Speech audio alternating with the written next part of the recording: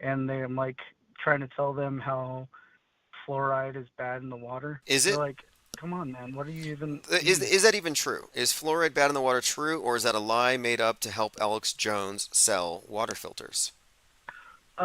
As someone, I do commercial transport as I'm a truck driver for a living, and I go to these water processing plants that process a lot of the majority of the bottles of water, and they truck in. So these people that fear pipes and lead pipes, which is kind of understandable, like the water treatment plants is kind of understandable, but they don't understand that their water is probably manufactured in one place, then trucked over in these liquid truck haulers to another uh, plant to be bottled. So they're and then like they tube it through um, a bunch of pipes into holding tanks, which is metal. So they're like your water's going to be touching a lot of metal, even if you drink bottled water. Right, right. No, I Then there's understand. then there's microplastics. Look, Then there's the thing microplastics is, okay, already. these are all superstitions. I think there's a superstitious dread of the water and of the sky. And the water is an old one. The idea, oh, the other tribe is poisoning the wells. These are easy fears to spread. And I just decided, you know what, I'm not going to be afraid of fluoridated water because of Alex Jones. And they say, oh, they put fluoride in the water because it makes you apathetic. Really? So I can drink some water here and I'll just chill. I won't be all angsty. I can actually relax for once. Let me drink some tap water. It doesn't work. Sorry, the fluoride has not made me apathetic.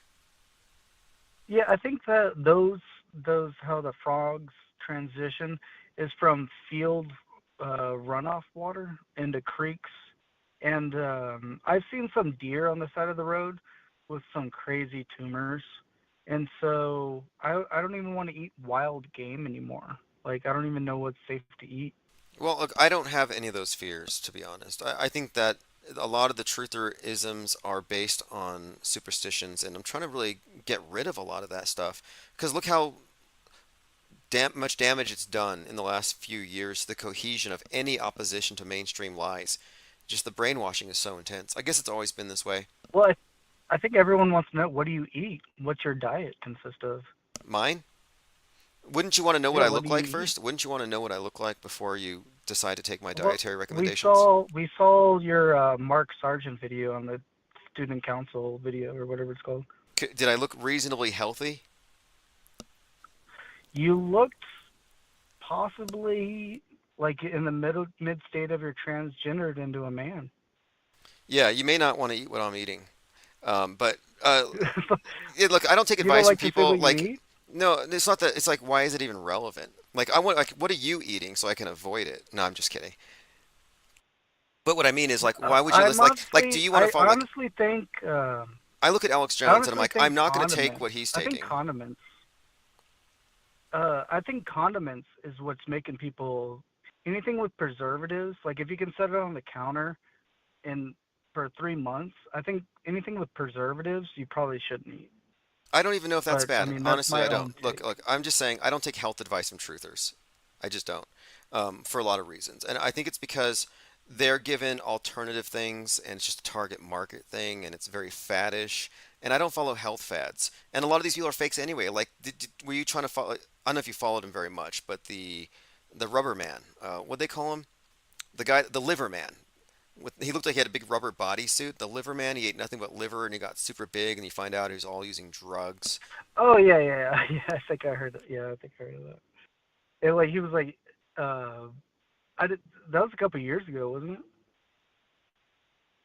When he Is he got still caught, I alive? don't know when he got caught, but I'm just saying, I'm not taking health advice from people on the internet or anything like that. Like if you go to the Flat Earth conference right now in Vegas, Dave Murphy's there, and he'll extol the benefits of drinking your own urine, and I'm like, okay, um, I'm good. I'm gonna try some other things first, like jogging. I'd have to look Yeah, at like somebody first. how do not people see like you don't even have to piss on your grass or anything, Well, hey, but where dogs pee, I gotta take a everything quick everything call dies. here. Someone else is trying to call in. Appreciate it very much. Have a great Infinite Plane Saturday. Go to infiniteplane.live if you want to listen on audio. All right, take it easy, dude. I have to address a comment here. This is very important.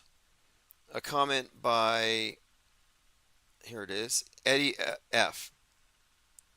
Eddie F says, and we were talking about the fakery, he said, besides talking about reality, how do you interact with people around you? And then he went on to say something I thought was kind of interesting. What's left after knowing the majority of our reality is false? I've become emotionless. And here's what I want to say about that. Why are you disconcerted that all those dead kids are fake, that nukes are fake, that COVID was fake, that terrorism is fake, that they're using psychological warfare instead of physical warfare, that all the major threats to your existence aren't real? Like, how does that make you feel bad? Why is that bad news? Like, I'm sorry to tell you, but you know those thousands of kids that were killed by bowl cut Nazis? Yeah, didn't happen. They're still alive. They were a bunch of actors. I can understand being a little irate that they milked you for your attention, your money, your grief, and they manipulated you. I can understand being mad that these people are con artists. But being mad that all these dead kids aren't really dead, or that Maui, you know, all those kids in Maui that were fried by the Chinese space lasers didn't happen. Like, that should be uplifting. It should be good news. When I find out that these mass atrocities were hoaxes, like Vegas was a hoax. Nobody died or cried. I'm not going to be like, oh, I'm so let down. I can't feel anything. Those people aren't dead. It's good news. Strange. It's strange though. There are, and I'm not saying you are, but there are many people out there. I consider them to be death clingers, where you can give them all the evidence in the world that the events as televised were fake, and they're still going to hold on to hope. I'm sure somebody died. Please, let me have at least one. There's at least one dead person there. One 9/11 jumper died. Please. Didn't they leave somebody behind like they did on the moon, the cameraman that recorded the moon landing when it took off? Somebody was left behind in the Twin Towers. One crisis actor's dead. Please. I'm like, no, nobody's dead. Nobody died or cried. And people who are true believers in this stuff will attack you. They're like, you deserve to die for saying that nobody died. I bet a lot of, I mean, I've seen people commenting to that effect. Like, a lot of people would want to see you arrested, possibly executed. I could see it. I could see some of these MSM fundamentalists lining up all the truthers and massacring them. In fact, that happened. Sorry, it wasn't even parody. The guy that shot up the bank a few months ago, he was a Redditor. The Redditor shooter who shot up a bank said he shot up the bank, and this was in Louisville, because he wanted to show people how bad guns are. He was an anti-gun activist. This would be like David Hogg shooting up a movie theater. Body cam, Louisville, Kentucky cops take down shooter. I believe he even had a manifesto. Louisville bank mass murderer was an anti-gunner. Yeah, an anti-gunner picks up an AR-15 to score political points, 25 years old, goes to a bank, and even shot a cop in the head. 5 people dead, 6 injured. Old National Bank executives killed in Louisville mass murder. Again, shooter was anti-gun. JC says it didn't happen. There's no evidence to suggest that it did happen. There's plenty to suggest that it didn't. And given that it's coming from the mouth of a pathologically lying media, it's safe to say it's fake until proven real.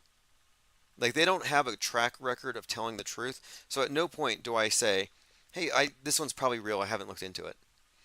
A lot of people will automatically assume that the news they didn't see is just true by default. If it wasn't true, somebody would have exposed it. No, not a safe guess at all. If you didn't watch it, you can assume it safely to be fake until presented with something to suggest otherwise.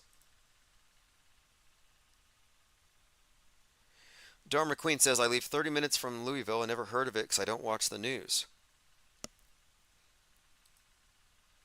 Interesting. That is interesting there. It's like right there where you are. If it was real, it would have reverberated, in my opinion. These are closed movie sets. Like, real tragedies, real deaths have real community impacts. Funerals do happen. People move. There are shrines put up. You can see many examples of how people respond to actual tragedy. But what you don't find with many of these psyops year after year are these, annual pilgrimages. You don't see the families maintaining anything. I went over to the shrine in Aurora, Colorado that was erected for the victims of the Joker shooting. And they opened up this shrine next to their courthouse, and it was comprised of like what a bunch of like I guess they were like swans made into a pyramid, and each swan represented one of the dead. So they set up this whole thing, and I was over there when they opened it, and I was like, wait a minute here. There's some people there on the ground walking around it. They must be mourning. So I'm out there by the courthouse, and I'm looking at the Aurora shootings sculpture shrine and these people walking around it. I get closer and I see like one pile of flowers there. It wasn't like a bunch of families were there looking at it. And so the people who were walking around it weren't even looking at this memorial. They were hunting for Pokemons on their phones. So I find out that the same day that the city of Aurora is opening up this shrine, this memorial to the theater shooting, there's a Pokemon hunt in the same area at that courthouse. Aurora's memorial to the 2012 theater shooting takes flight. I was actually live streaming, and I had my live stream cut off midstream. Even then, we were being censored pretty hard, and I just called this thing a colossal waste of money. But anyway, if you were driving by and you were in the media and you said, hey, look, there's the new shrine, you would think all these people were crying, looking at pictures on their phones of their dead loved ones. No, they were playing Pokemon.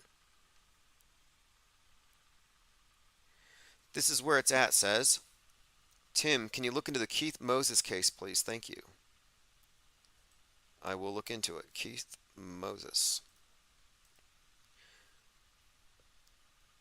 JC says, this is where worldwide news has the advantage of fake things in a small spotlight makes them hard to confirm. Yeah, exactly. The confirmation thing, it's hard to prove a negative. And there was a time when I think it was Sidethorn journalist, big auto hoaxer, where he was going around from scene to scene, offering $100,000 to anybody who could prove that somebody died. And at the time, it looked like, okay, this guy's legit. He's going to expose this stuff. He went to 33 school shooting locations. At each one, he demanded evidence that somebody actually died, offering $100,000. I think he was in Sutherland Springs when he threatened a crisis actor and he got arrested in front of Vice. His sidekick, Conspiracy Grandma, also got arrested and got put into a mental institution. So what we had were two preeminent auto hoaxers going to jail, one for gun crimes and threats and the other for, being part of it or something. My point being, they went to 33 locations offering $100,000 for somebody to prove somebody died. It never happened. Nobody took the money. And later I was like, wait a minute here. Why didn't he offer $100,000 to a whistleblower? Nope. He offered $100,000 to prove somebody died. Well, he would know that nobody died if he's saying it's a hoax. So you're asking for $100,000 to prove a negative? In other words, his entire act was designed to fail. It was designed to produce no results, and then he could be revealed to be some kind of a psycho because all people who say school shootings are fake are somehow, extremists. And the fact that he got picked up on gun charges in Texas, it all just kind of fits this, I would say, a template they're creating. Not to mention, they put Conspiracy Grandma in a mental asylum or something like that. Here's the article from it, and this is back in 2018. Sutherland Springs crisis actor conspiracy theorist was arrested for trespassing while harassing victims of the Sutherland Springs church. Definitely a closed movie set, and these two were clearly set up to set us up. Again, offering $100,000 for something that doesn't exist doesn't make any sense.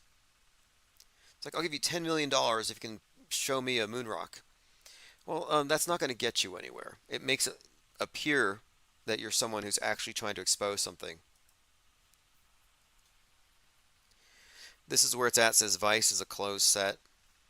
Oh yeah, I would say not only is Vice a closed set, but these are actors on their stage. And of course, this was all 33. They went to 33 locations. Give me a break.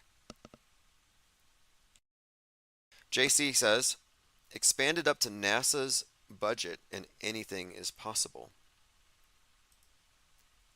Yes, NASA is there for mind control. Outer space is just a metaphor for inner space. Space wars, we're in the middle of a mind space war. When they're flooding you with memes and tweets, yeah, this is trying to occupy your mind space. Elon Musk, leading promulgator of mind, space junk, and space junk.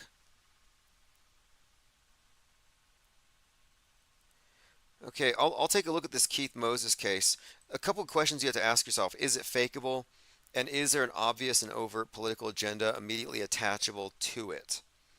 Is it being hyped up by any political organization or activists? That's generally what I look for. Although there are real things that do get co-opted, or they add them to the statistics. But the fakeability question is very important, and it is important to put into your frame of reference. Like, if you didn't know space was fakeable, if you didn't know nukes were fakeable, you would live in a different reality than I live in. And mine's much more peaceful for having, the understanding about how this is indeed mind war. This is where it's at. It says Elon Musk has beef with Kanye West. I thought they were BFFs. Musk is a world stage character, top to bottom. Ye is an interesting one because he could be second generation, like Pete Davidson. There's a few characters I've isolated who are very, very interesting to me in that they would necessarily have been born into a family where their parents have high levels of intel, high security clearance, high levels of awareness about how things work. And it's like, how do you let your kids into this stuff? Like, for example, David Hogg. Do you remember a couple of months ago, David Hogg was talking about how weird it was that his parents work for the FBI and are parts of all kinds of crazy stuff? He kind of bragged about it. He bragged that his parents were parts of some kind of crazy things. His dad, FBI agent, retired.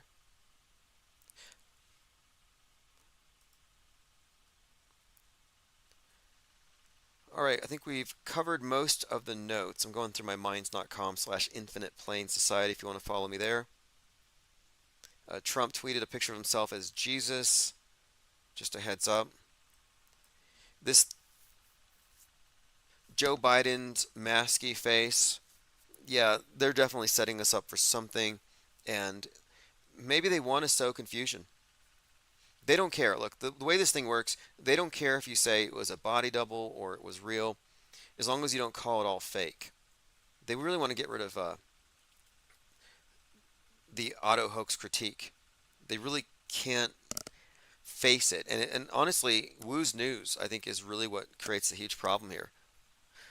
January 6th is meant to be a psyop to frame the next election cycle and politics in general for years to come, and yet it's so fake that it undermines all of that. If you watched Wu's news breakdown of January 6th, you probably wouldn't ever vote again. They don't want that happening. They need you to be a participant. I'm going to play this clip here. There's a few excerpts from various appearances of Buzz Aldrin talking about how we never went to the moon.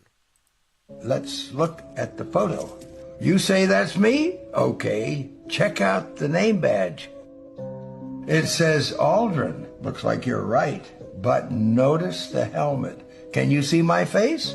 No. This is a secret I've been keeping for almost half a century. On July 20th, 1969, Neil Armstrong and I pulled off humanity's first extraterrestrial prank. What was the scariest moment of the journey? Scariest. It didn't happen. It could have been scary. Let's look at the photo. You say It didn't happen, could have been scary. I mean, who knows what he's talking about? It's very ambiguous. I don't think this is a reveal. Maybe it's out of context. Don't know. Strange. But this is one of the points that I've been making quite a bit lately about how you can get facts put out there in the public, but without the proper context, they mean nothing. Buzz Aldrin could say we faked the moon landing at this point, and it would get drowned out. They just these disparate facts outside of the context of the world stage, viewed as such, aren't even facts anymore. Facts in a realm of subjectivity are fundamentally meaningless and divorced from reality. JC says no astronauts can agree about the stars. Yeah, it depends on who you ask. You ask Don Petit, and you can see comets and stars and colors. And then others are like, oh, it's pitch black, nothing to see. Like, well, which is it? It's like, are the babies dead? Or did they never exist? Is it full of stars, or is it completely black? Like, these are completely contradictory answers. They just cannot be reconciled. Dharma Queen says, war is confusion, so in a time of war it stands to reason people would lose touch with reality. The war will end when enough people decide to turn it off. Oh yeah, and this one in particular has all the hallmarks of a long-term agenda. You have conspiracy theories that they plant there, like they knew about it, they let it happen, it was an inside job. And all these conspiracy theories assume it happened. This is where it's at, says, was Buzz doing a parody bit? Yeah, he was doing a parody there about the moon landing. And they get laugh tracks associated with it. And I think that might be part of the psyop. When you go outside of what the collective thinks and they laugh at you, it sends a message. It's a powerful message. You don't want to be outgrouped. You might want to change that. Might want to conform or assert it's just a joke. There's something vaguely threatening about the large group laughing at something to somebody who might be insecure or who doesn't want to stand up to the mob. Mob psychology, like the way they use fashion to spread 2020 with the masks. It really did work. They used fashion to spread the entire new ideology and the whole new way of looking at everything. But the laughter there is associated with speculation. And I think that's one of the reasons why all the hit pieces against most conspiracy theorists have been designed to make them look either laughable or crazy. All right, let's see what else we have here. Going through my notes. If you want to follow me on Twitter, it's IPS Insider, INCITER, the name of our print publication, which will be coming to life here very soon. We were sort of delayed. Apparently I'm too dangerous to hire to be a cashier. They did my background check and probably saw my Twitter account. Maybe that is what happened here. JC says Astronauts Gone Wild. Well, Astronauts Gone Wild is a guardrail, by the way. Yes, it's true that they fake a lot of stuff, but Astronauts Gone Wild merely asserts that they didn't go all the way to the moon. It doesn't say space is fake. It doesn't say Earth isn't exactly as they show. It doesn't go all the way. The guy that got punched by Neil Armstrong, or was it Buzz that punched him? The whole point of it is that was a setup.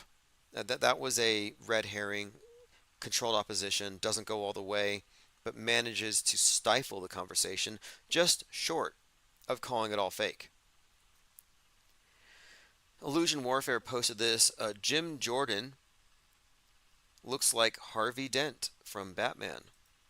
And that is kind of interesting considering how much the Batman story has been overlaid with politics in the last couple of years. Probably not a coincidence. And we've done a lot of these breakdowns on Batman and Joker. Joker associated with the radical left, Batman with the radical right. Very interesting split there. And you'll see how it's used throughout these various psyops pretty consistently. The Batman franchise with Christopher Nolan. Very notable metascriptor. I guess many would consider him to be on par with Kubrick. If you had a contemporary Kubrick, it's going to be Nolan, who just did the nuke. By the way, J.K. Rowling's has a tattoo, Solve Coagula, on her arm, which is the same tattoo Baphomet has. So why would J.K. Rowling have a Baphomet tattoo? Very interesting, considering her anti-trans rhetoric as well. Very notable there. So many interesting clues and tweets that I have here. You have to follow my Twitter feed if you want to get all these links. I highly recommend that you read Jewish Space Lasers by Mike Rothschild. And the reason why is that if you're going to make claims about some centralized control and you think you can point your fingers at this group, you might want to see the best research on the material to see if what you're asserting is baseless or not. And in that case, there's quite a lot of questions raised about many just almost cliche assumptions and statements people make. Like, for example, this is terrible. Sorry, this is great. This is a meme someone just sent to me. Crispy dead baby or adorable puppy, the choice is yours. This is a perfect example of our bifurcated reality. So apparently you have a picture of a puppy or a dead baby that's been cooked. Now, one of them is AI generated, the other isn't. And people are just going with whatever fits their cognitive bias and their political persuasion. It's kind of a test. You can see where somebody is on the present war based on what they see there. Yeah, the choice is ours, illusion or reality. Great tweet there. Breadcrumb says, a girl I know just got that symbol tattooed on her, Harry Potter fan. I think it's called the Deadly Hollows or something. We says, are we demonizing the Baphomet again? I would ask, well, what's your take on the Baphomet? First of all, I mean, you are talking about the symbol of the Church of Satan. So to say that it's being demonized is a little ironic, considering it's pretty much the preeminent symbol of Satanism, a religion that believes in demons. Or at least I guess, is he the king of the demons? What is Satan's thing when he summons the demons in Paradise Lost? My point being, I don't know if you can clean up Baphomet's image to undemonize Baphomet. We can try, but how would you do that? All right, let's see what we have here. Oh, this is a good one. German Chancellor's entourage in Israel posted a viral video of them ducking under Hamas's missiles prior to leaving an Israeli airport. The only problem is their dramatic performance accidentally captured people in the background walking around as though nothing were happening. This is very similar to how they fake hurricanes or extreme weather out of a drizzle or a breeze. They lean into the wind and act like they're about to fall over. This is pretty bad. Not the worst I've ever seen, but this is actually typical. They're faking like they're being attacked. I think Hillary Clinton did this too. Didn't Hillary Clinton once claim that they were being sniped and that the plane was being shot at? And then the pictures of her, here it is, recalling Hillary Clinton's claim of landing under sniper fire. Clinton forced to admit she exaggerated the tale of coming under sniper fire during her visit to Bosnia. Clinton says she misspoke. Okay, anyway, this is her 1996 landing in Bosnia. She had to backpedal after describing dodging bullets. I guess she jumped into the cockpit and landed them safely, dodging bullets and everything. Anyway, nothing new there. And then there's a video that shows her on the tarmac getting hugged, just chilling. They obviously weren't in a hurry. Breadcrumb says, Look at the Neuralink machine and you can see it's the Baphomet head on it. Now, the Baphomet is not the devil, not necessarily. And these are all really subjective terms anyway. Like, okay, so the devil's the bad guy, and the good guy is the one that murdered everybody with the flood. Okay, got that. And the one who, you go down the story and it's like, it's really hard to say. It's very relative. Commenter says, one of my favorite edgelord parables is asking mainstream atheists what year it is. Interesting. The year would also depend on, I guess you have the year of light. You know, the Masonic cult adds like 4,000 years to it. But no, the thing is, the atheists will say that we've broken free of the stranglehold of religion who previously defined and labeled everything, which is more or less true. But being an atheist, or the term atheist, is also kind of biased, I think.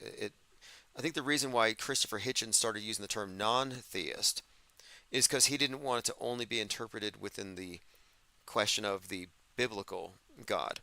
Like people say, do you believe in God? It's like, well, do you have to answer it as though we're referencing the Christian God? And these terms are just way too subjective. Like again, the Baphomet goat thing is very ominous looking, that's for sure. But what is it really? You know, is it it's not even a person. It's not even meant to be an actual, it's more of a statue or a totem that has a combination of various symbols. So I don't think you could say it's a person, and moreover, it's mostly, I think, related to Mercury and Hermes and the idea of the magician. But he looks like the devil. And the devil tarot card has mostly all the same characteristics. Commenter says, Baphomet is not a human and animal, but also an angel. Yes. Yes, he's got the angel wings. But it's as above, so below. You know, the whole concept, one hand up, one hand down. That has to do with Hermetics and Hermes Trismegistus, this idea of this as above, so below, that we are a microcosm of the macrocosm. It's kind of a cornerstone of occult belief. Like if you're doing witchcraft and magic, it's because you believe that you are a microcosm of the universe and you can influence it. Which might explain why she would actually have it, J.K. Rowling's, because she's, you know, the Harry Potter magic thing would all be based on that very premise. But again, I don't really have any sort of opinions about Baphomet as being the devil or the Masons secretly worshiping Baphomet. So much of that is just mythology. Same with the devil himself. You know, people talk about the devil and hell and all this stuff, or the Antichrist, which is very popular these days. But we're also looking at the fact that we're living in an age of manufactured contemporary mythologies, like contemporary myths. The fact of it is, Donald Trump has been, through predictive programming, he has been cast as the Antichrist in so many different ways. But it's not the biblical Antichrist. It's like a combination of the Hollywood Antichrist and the biblical. It's an amalgamation. JC says, was looking at the satellite hoax today. So many examples of it online, just sataloons. Yeah, a lot of people still lie. And this is an interesting one for me. A lot of people feel comfortable lying to defend the existence of orbit and satellites. They'll say, oh, I saw it. I saw the space station and it went over my house. I'm like, when and where? I don't remember. Like, you guys are the worst eyewitnesses. If you saw a spacecraft and you can't remember when or where, it'd be like saying, I saw Bigfoot. Where were you? I don't remember. I forgot. Like, that's notable. Seeing a spaceship is a big deal. And if you're saying you saw a spaceship, you need to bring receipts because it's an extraordinary claim. But the claims have always been vague. But once I discovered or paid more attention and realized the Earth's got a shadow that cancels out low Earth orbit satellites being viewed more than half an hour after sunset, suddenly all these people claiming that they were seeing these low Earth orbit satellites shut their mouths. And they're like, well, what did I see then? Well, if it had a light, it was a light on the craft. And satellites don't have light bulbs. So it wasn't a satellite. We can rule that out. Like, well, what was it? You tell me. You can assert it's a UFO, or you can bring out your Occam's razor and just say, okay, it was an airplane. The ISS has been falsely placed into your realm of possibility, same with UFOs. And that's an old trick. One of the reasons why they infuse us with so much of this entertainment that supports their extraordinary claims is to keep things in your frame of reference so it seems believable. One of the reasons why they had that movie Modern Warfare 3 come out the night before this thing happens in Israel. They wanted your frame of reference to include this sudden war, modern warfare. JC says, can't see anything 300 miles away. I've looked at some long distance photography, and one website I used to frequent was called Beyond Horizons. And you could see this peak that was 280 miles away. It was in the back of the photo, and this peak was so blurry. Like you couldn't really see anything. You could kind of detect it was there. You could not see any details. That's how far back it was at 300 miles. And yet, we have people taking pictures of the space station 300 miles away, and you can see the astronauts on it. And I'm like, wait a minute. The space station is the size of a football field. When I look at this long distance photography, a football field would not be discernible on that mountain 300 miles away. And yet, you're claiming that you can see a space station from 300 miles away in all this detail. We've been joined by Pete Shea. Thank you for joining. I believe Pete Shea believes that the Earth is on the back of a giant dodo bird. Am I getting that right? We haven't spoken in a little while. All right, I believe we've covered a lot. If you had skipped the news for a couple of days this last week, let's just say you tuned it out, you would have missed nothing because a lot of stuff would have been asserted, a lot of stuff would have been true. You would have been shocked and horrified, and then hours later it would have been debunked. And then you would have realized, okay, none of this stuff happened. So you come back after missing a couple days, all you missed was a bunch of false alarms. Let's see, Pete Shea has a video, says, the ballers say this is genuine. Okay, now the Ball Earth believers who don't talk about fake space or the space station aren't worth talking to. They're just not being honest with themselves. So this is Mount Fuji as seen from Mora Rock, California. 5,375 miles away. Impossible on a globe world record. Mount Fuji as seen from Mora Rock, California.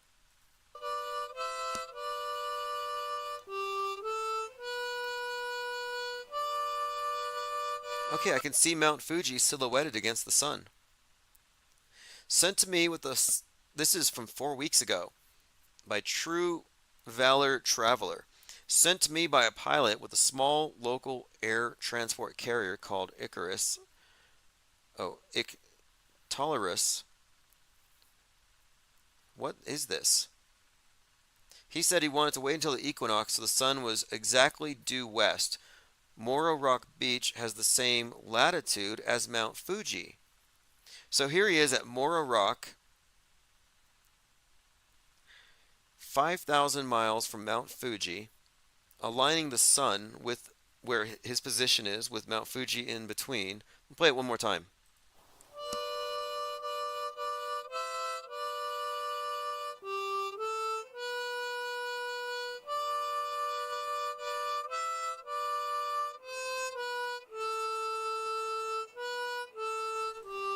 Don't know what to make of that. Mount Fuji as seen from Mora Rock, California, 5,300 miles away. Commenter says, being at the same latitude, how is the sun visible through the mountain? Funny, when the sun is setting in California, it's 40 degrees above the horizon in Japan. Maybe you were. We'll see. I haven't seen any good debunkings here. Not sure what to make of it yet. Pete Shea says, if the video is genuine, then it effin' is Mount Fuji. I have the advanced comparison made. Well, I'm going to say real until proven fake in this case. From True Valor Traveler. Backstory sounds valid. Sent to me by a pilot with a small local air transport carrier. Said he waited till the equinox the sun was exactly due west. It's certainly fakeable. If I was going to fake this, I would just put that on there, but I don't know. 5,000 miles, this would imply flatness, would not? This would pretty much debunk the globe. Any globe believers have a reaction to this? A debunk. I'm not talking about tears. Any globers out there willing to call in and talk about this? I'll put a link to the video in the chat. What we're looking at here is Mount Fuji as seen from Mora Rock, California. That's more than 5,000 miles away. It's impossible on a globe. It's silhouetted against the sun. And this was taken by a pilot, supposedly. Tominoid3 says, what altitude? We need some more information. I put a link there. You can ask the person who uploaded it and hopefully get that information. All right, thanks everyone for joining. This has been Infinite Plane Saturn Day. I'll be sending out the archives via email at ips.monster. I appreciate all the support. The IPS think tank is going to hit the road. It's totally road worthy, if not road legal, but we are going to be advancing a lot of these topics, elevating the conversations very soon. Pete Shea says the ballers at Jim Pandas are the first to call it a fake video when they doubt it, except when it comes to ISS footage. Yeah, isn't that funny? They're like, oh no, that's got to be fake. No, wait a minute here.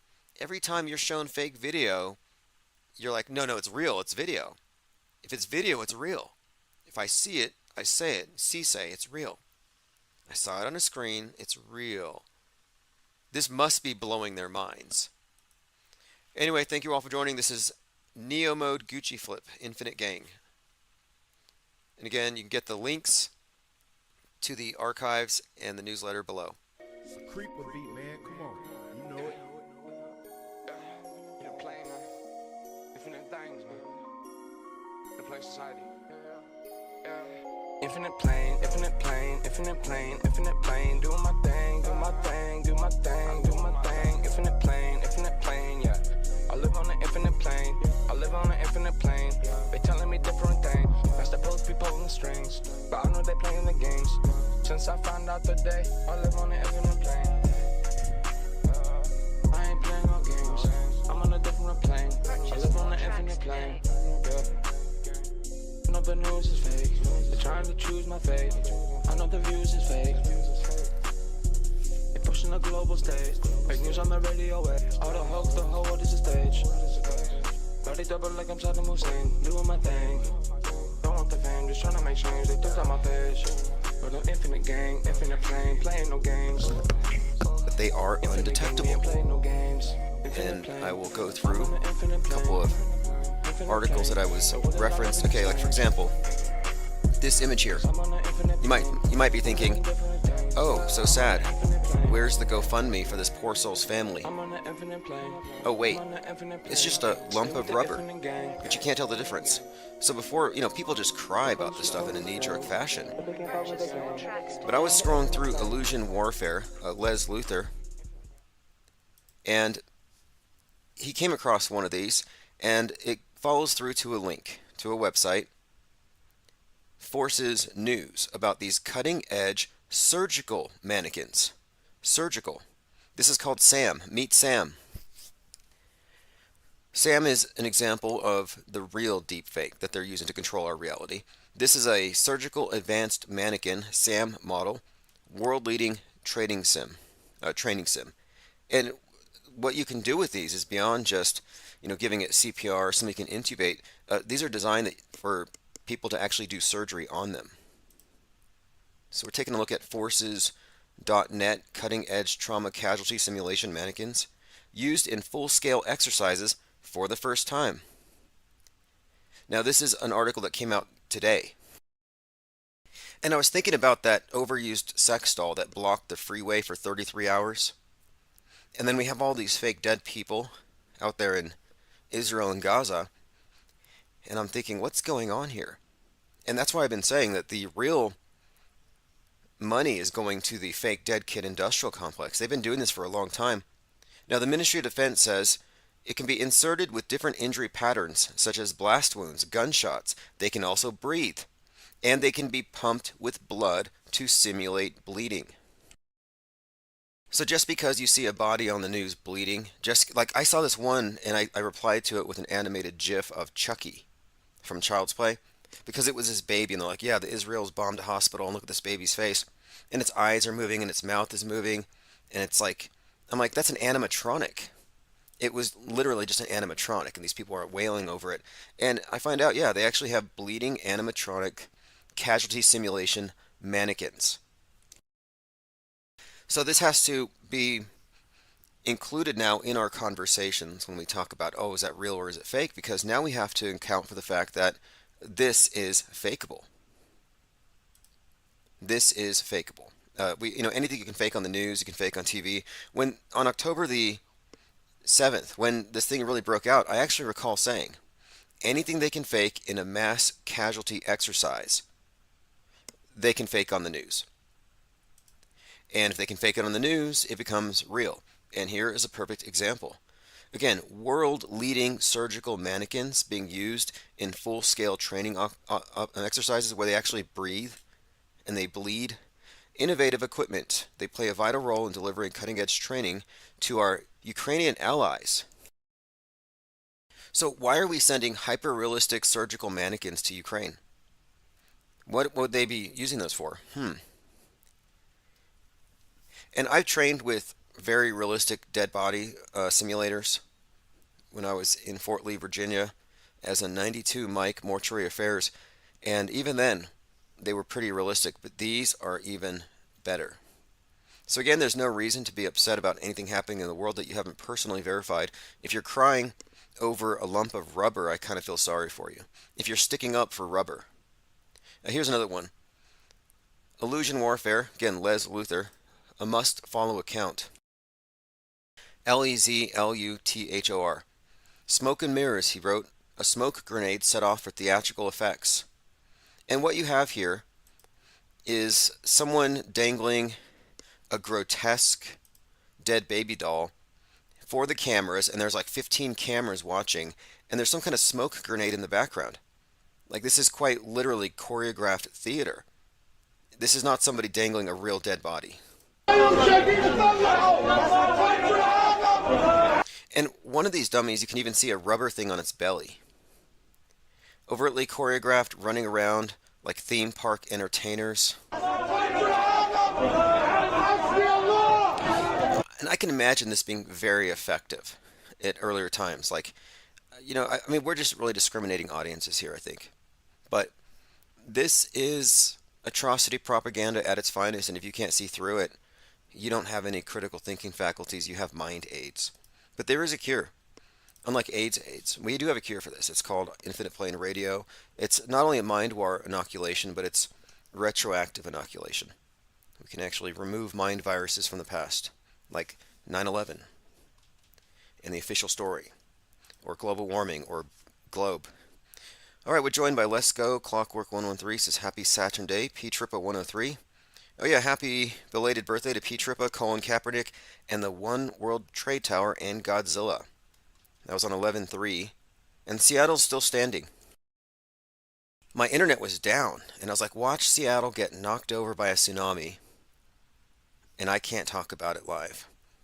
But no, it was my fault.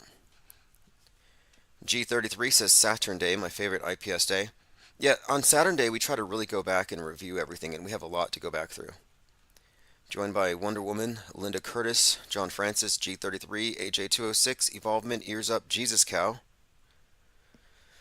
Yeah, G33 says Tim's been putting regular work, live content. Yeah, I'm trying to do 7 days a week. There's really no reason to miss, and this is going to only expand, and we're moving into our publication departments like main, I think the main wing of the publication department is the tabloid. And so we're moving into that aspect of the big plan. So the Infinite Plane Society has a number of wings. We have our think tank, Discord servers, and Gilded. Then we have our live think tank, which is this, and it's going to be back to 24/7 once I can stabilize things a little bit. I might even leave this one on, but my point of it is publication is the next part, and that's where we merge the metaverse with the meatverse. They can censor us online all they want, but there's going to be a point where our newspaper distribution is going to mirror the subscription numbers that we have on the internet. And every one of these newspapers will have reciprocal content links, so you can get the paper version, but you want to listen to a podcast, you just scan the QR code. You want to download the art, etc. Uncensorable. Again, we call it parallel media for a reason. We don't need to breathe their air. Joined by Harmon Walker, says, do not forget to hit thumbs up. Thanks for joining. Rocco Calzone says, world stage warfare. Yeah, world spelled WHIRLED, and it is. When I think of the Copernican revolution, I think of it as a revolution against the mind, a coup, putting us into a matrix, discombobulating us, disconnecting us and our sentience, our consciousness from the universe itself, and now we're just domesticated apes with big egos. Like it was a revolution against, I think, probably the human soul, the Copernican revolution. Nicholas Copernicus, and I'm just suggesting that it's the installation of a false model. And the spinning, the world, the revolution part of it is a key component. You know, David Icke, I wish he had stuck to the reptilians. I don't know where he's at these days. But he put out a really good book called Tales from the Time Loop. And his concept of the universe is kind of similar to mine, I think. He was describing time as like a river, and a segment of light or sentient beings diverge and go into something of like a whirlpool for a temporal experience, a descent into matter, and that they somehow forgot to go back, and that the whirling, the constant circling and the cycling is part of this realm. And that's a huge part of the symbolism, the cycle of time, the sickle of the reaper, and the endless trap of life, death, reincarnation, the reincarnation cycles, divorced from a return to the purely spiritual in a dumbed down, reductionist worldview, and that the reptilians, in his view, just represent our lowest aspects ruling over us. But that if you could overcome the blinkers they put, you would see the infinity beyond this little world stage. And he described it something like as a whirlpool in a sense. I mean, interesting concepts. He took ayahuasca. I'll have to try that and fact check him. All right, joined by a security firm, says facts. Kimmy Spreadborough, multi-C0, verse history, peace, circle 360. Okay, a lot of people are flooding in. Osher06 is joined. Okay, great. Evolvement says our hearts go out to the rubber trees. Yeah, I've been saying that fake dead kids' lives don't matter, and they don't. They just don't. I don't care about your fake dead babies. Or any of your fake dead school. Like, these fake dead kids don't matter. And if you think they do, explain why you don't care about the real kids who are traumatized by the propaganda. But despite saying this, the rubber trees' lives do matter. And they're being harvested for what? Is there a GoFundMe for that? We should go plant a rubber tree. Like Infinite Plane Society should plant rubber trees, like, on the side of freeways where they let you adopt part of a freeway. Just a shout out to all the fake dead people. The fake dead people industrial complex is making all the money right now. Just follow the money.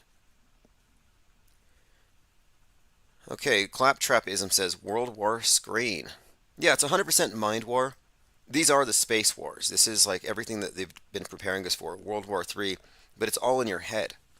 It's in the internalized version of the world, in a state of utter chaos. Haley Harmon says, yes, Tim, time isn't a dimension. It's the numerical order of material change. It's beginning to take hold in mainstream science finally. Right. I think it's interesting how it's kind of given away in the symbolism and the primates that they put on Saturn.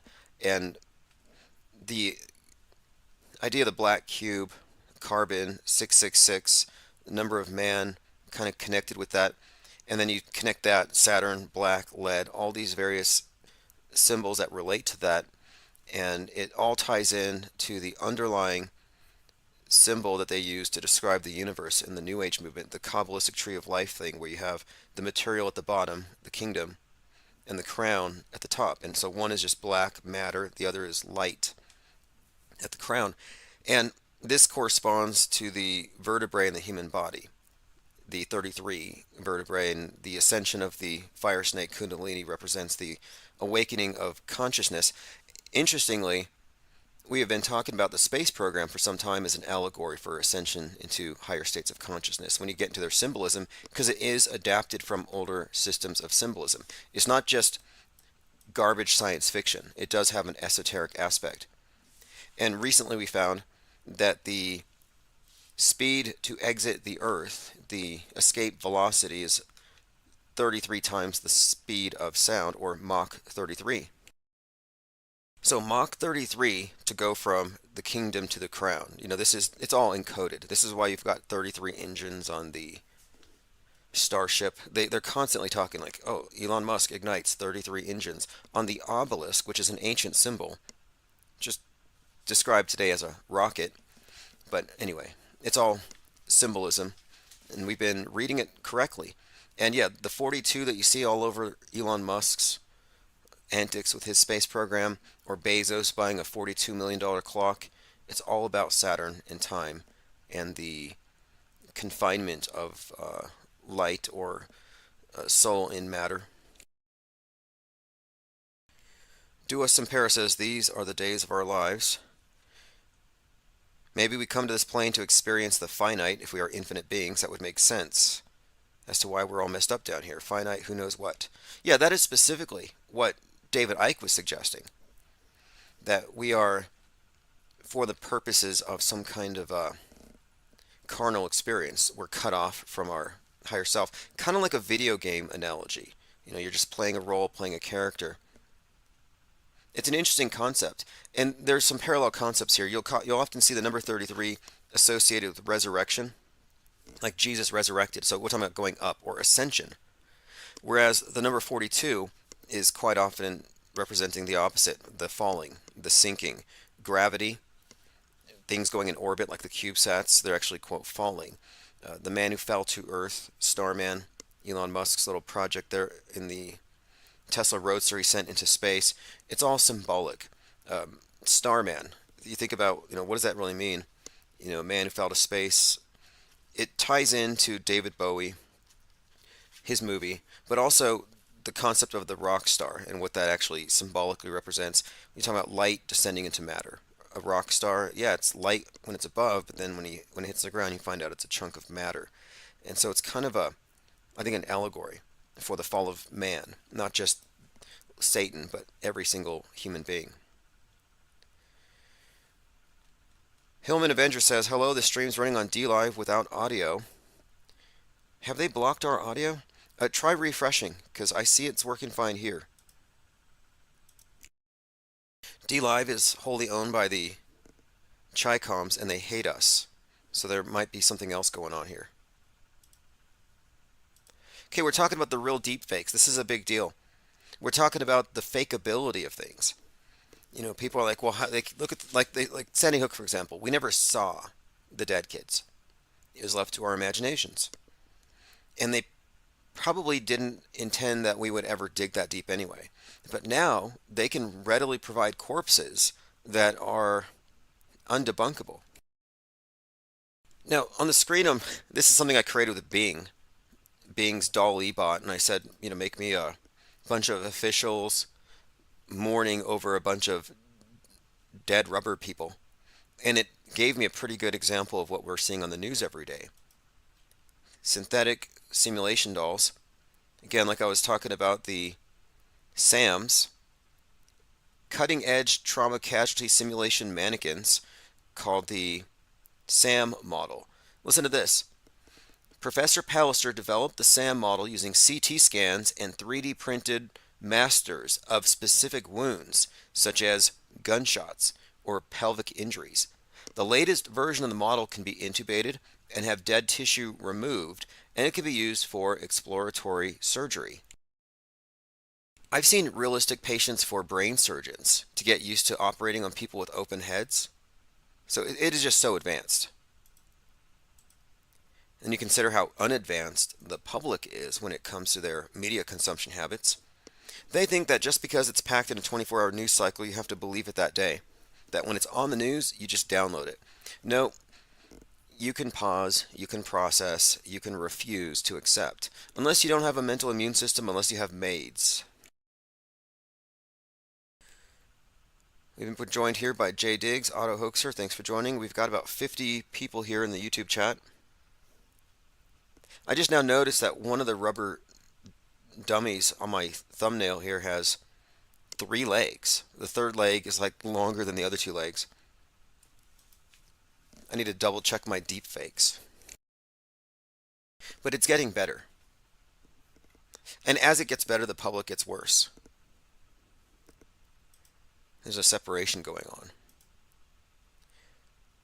Again, that's from Forces News. And the surgical advanced mannequin models being used in mass casualty drills right now. Like right now, they're making their money. That's what I said, fake dead kid industrial complex. Whoever made these surgical dolls, they're selling them en masse to the military, sending them to Ukraine, and now suddenly they're finding a bunch of dead bodies over there in the Hamas-Israel thing. Peter W. says rubber dummies have replaced the crisis actor group. Yeah, I'm surprised they haven't thought of this sooner. Like, this is genius. I mean, it's a little late. We already caught on to the whole deepfake technology. We knew George Floyd was one of these. Yeah, George Floyd is a Sigma 7. That's the company that produced it. And get this. The company that produced the hyper-realistic surgical training dolls, the one that looks just like George Floyd, they're right there in the Twin Cities. And their building, Sigma 7, had been there for 33 years. It was the first place torched by the looters. Yeah, the looters. They're grieved because of police brutality and systemic racism, so they go to a mannequin factory and burn it? Sure. Hillman Avenger says, thank you. In fact, audio is working on DLive. It was my techno bobble. Yeah, well, I sent out text notifications. And if you want to get text notifications, sign up for the newsletter, and I'll put an opt-in link on the next one. That way you never miss anything. All right, moving on. That is just such a huge leap forward for auto hoaxology to have evidence of what I knew they already had. Hyper-realistic dead bodies. Little anagram here, probably nothing. Hamas anagram for a sham. Sure, that's nothing. We went down some rabbit trails that I want to continue down as well. We'll go through a few others as well. This is just too good here. So here's something that was posted by Lean Dion. No BS news. Netanyahu rejects U.S. calls for humanitarian pause. Okay, so there's a crisis actor playing dead. We actually have somebody who's dead here under a car. And then in the next shot, his arm goes up and he's waving. Now he's not holding a cell phone doing the other guy, doing a death selfie. Death selfies are the new vaxies. You know when you want a virtue signal and you get a selfie when you're getting your vaccine? Well, now you can do a deathy. And a deathy is when you're dying on TV to promote war and atrocity, and you hold out your phone and you take a snapshot. Jason Hinkle on X. This guy's channel is huge. I've already put him out there on the IPS Truther Wall of Shame. And by the way, we have a new addition to the Truther Wall of Shame. But he put out a piece here. This has been viewed by 1.4 million people. Israel's getting smoked by Hamas, is what he wrote. And you see some people getting into the enemy tank, some kind of, okay, yeah, they're grenading the enemy tanks. Now, you can believe this if you want. A lot of people say, well, it's on a screen, so it's real. I believe it. Sure. No, anyway, I watched this video. It looks real. Does it mean it's real? No. Turns out, And it took a little while for somebody to add some context. It's from a video game called The Heat. The round is placed backward as well. Anyway, this is ridiculous, but I'm looking at comments, and some of the comments here. Someone here says, this is an atrocity. Roast Ruler says, they smoked them out. Another person says, 40% of the Hamas fighters are already dead. IDF is closing on the high-ranked soldiers. So these people are watching a video game and responding to it like it's real. And, I was just listening to Mike Adams because he had Dr. Shiva on. And Dr. Shiva is extremely smart and interesting. So I'm like, I got to listen to this. And Mike Adams is saying that in Hamas, they've had 8,000 casualties. And he said, if you do the per capita calculation and compare it to 9/11, where we have 300 million, 3,000 people, 8,000 versus what they have, Hamas has experienced 300 plus 9/11s. Well, the Palestinians have suffered 300 9/11s. So if Palestine had 300 9/11s and 10/7 was 15 9/11s, then Palestine has been hit with 285 more 9/11s than Israel. They've been out 9/11'd. So this is the Martyr Olympics, and Palestine wins. We've only had one 9/11, and ours was just a recycled Pearl Harbor. Claptrapism says, am I on the trigger wall of shame? No, the wall of shame is truther wall of shame.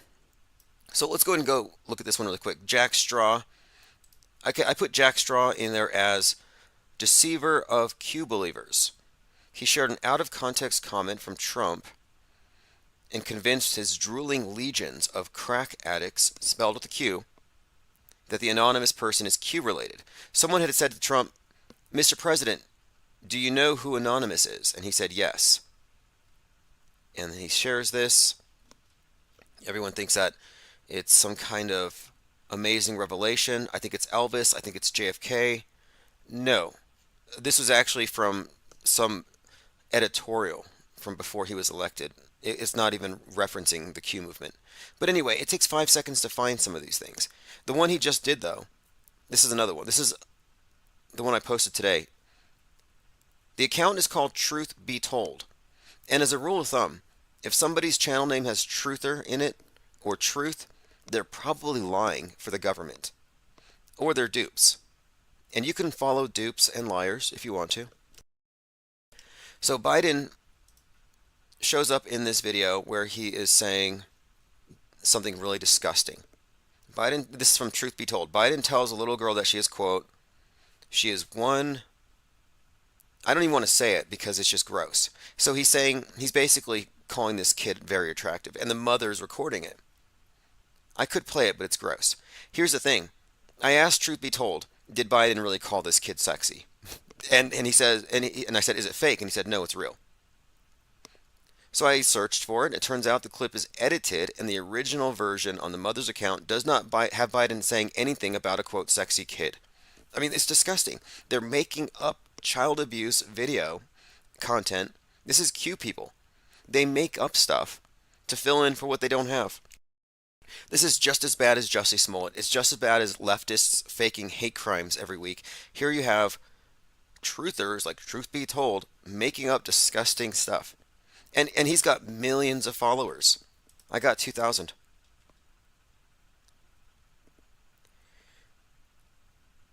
Going through some comments. Claptrap Isn't says, I think Biden 2024 is going to happen. Yeah, well, rubber masks don't age, They can just swap out the character behind it. I came across a term that was kind of interesting today having to do with world stage actors, which I want to get into. Really quick here, anybody know Greg Locke? He's some pastor. Man, this guy is triggered by flat earth. This guy is uber triggered. I'm just going to go ahead and play part of it. This is, again, we're talking about,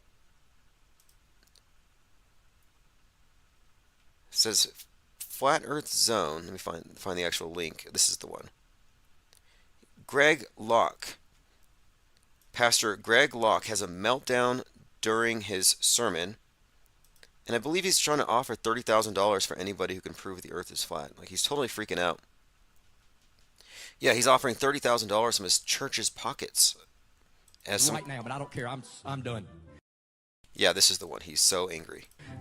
They about to unhook our friend, and so I'm going no holds barred. Y'all ready? Shout ready. Oh, some of you ain't, and you just said you were. Let me tell you something. If they were going to unhook you tomorrow, I promise you, you would not be fussing over what shape the earth is. I'm sick of that flat earth nonsense.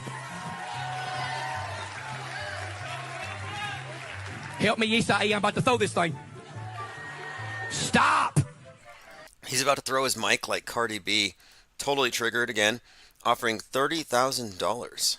I'm sick of this flat earth, round earth, square earth, triangle earth. I don't care. I don't care. I don't care. Did I just say I don't care? Shut that mess up.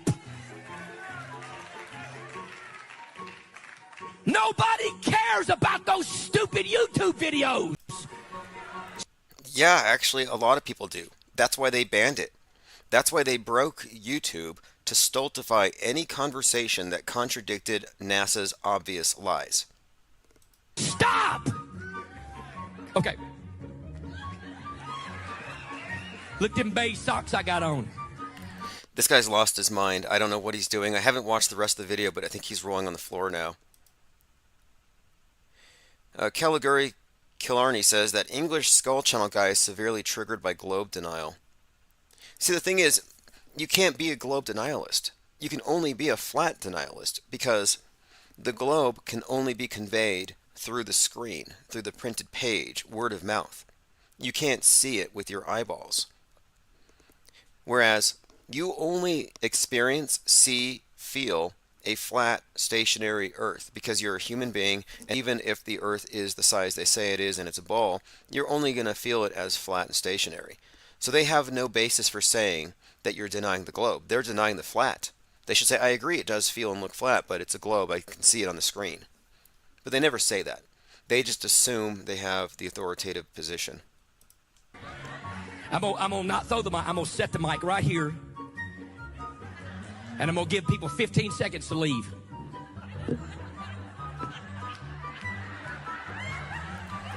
Yeah, this is an utter meltdown. I don't care about biblical cosmology. There is no such thing. That's man-made. There is one verse in the Bible that proves you are absolutely, positively, 1,000% wrong. It is theological, and you make God a liar if you believe in flat earth. Yeah, he just about threw his mic. That wasn't a mic drop. He almost threw it.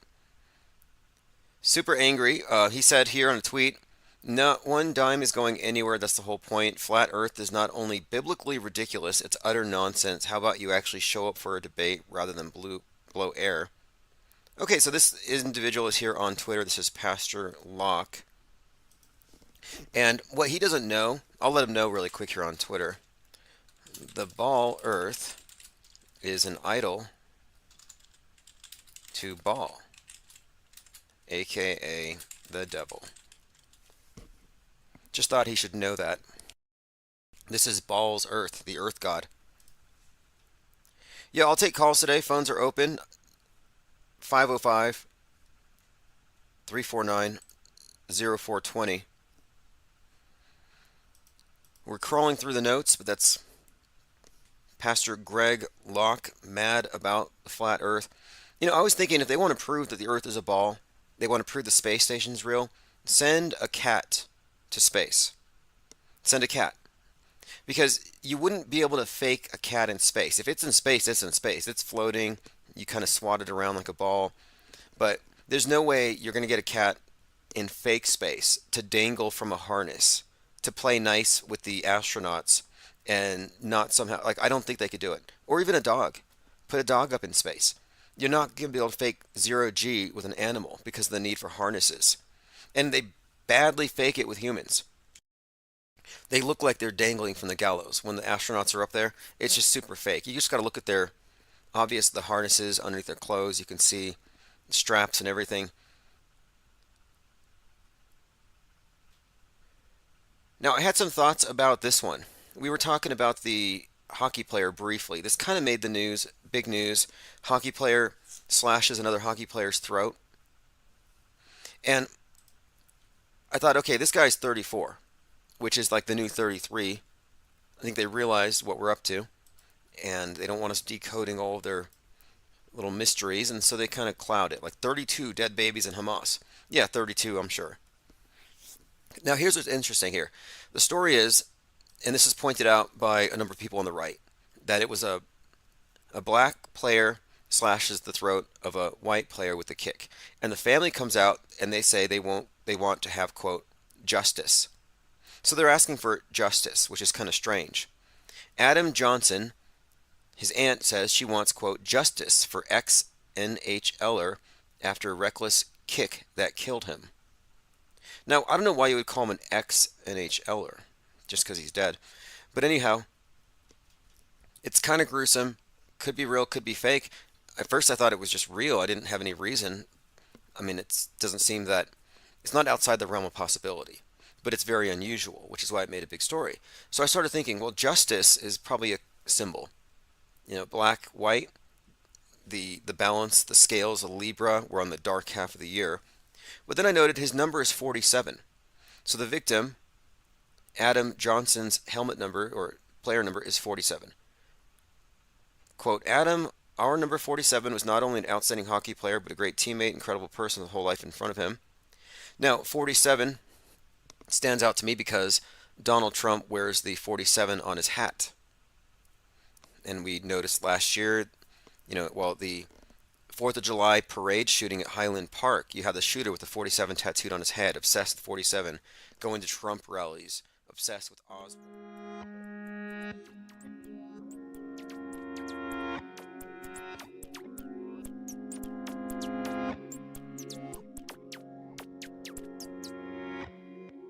I'm on auto hopes and it feels so good. You just auto believe everything like I knew that you would. In my dream, you know I ain't got time, baby, for another crisis actor with soulless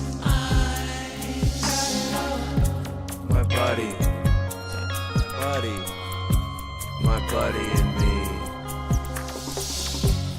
Telecommunications Act of 1996. 96, y'all. Gonna filter your eyes and scrub your mind. The weatherman, he's just another bad joke.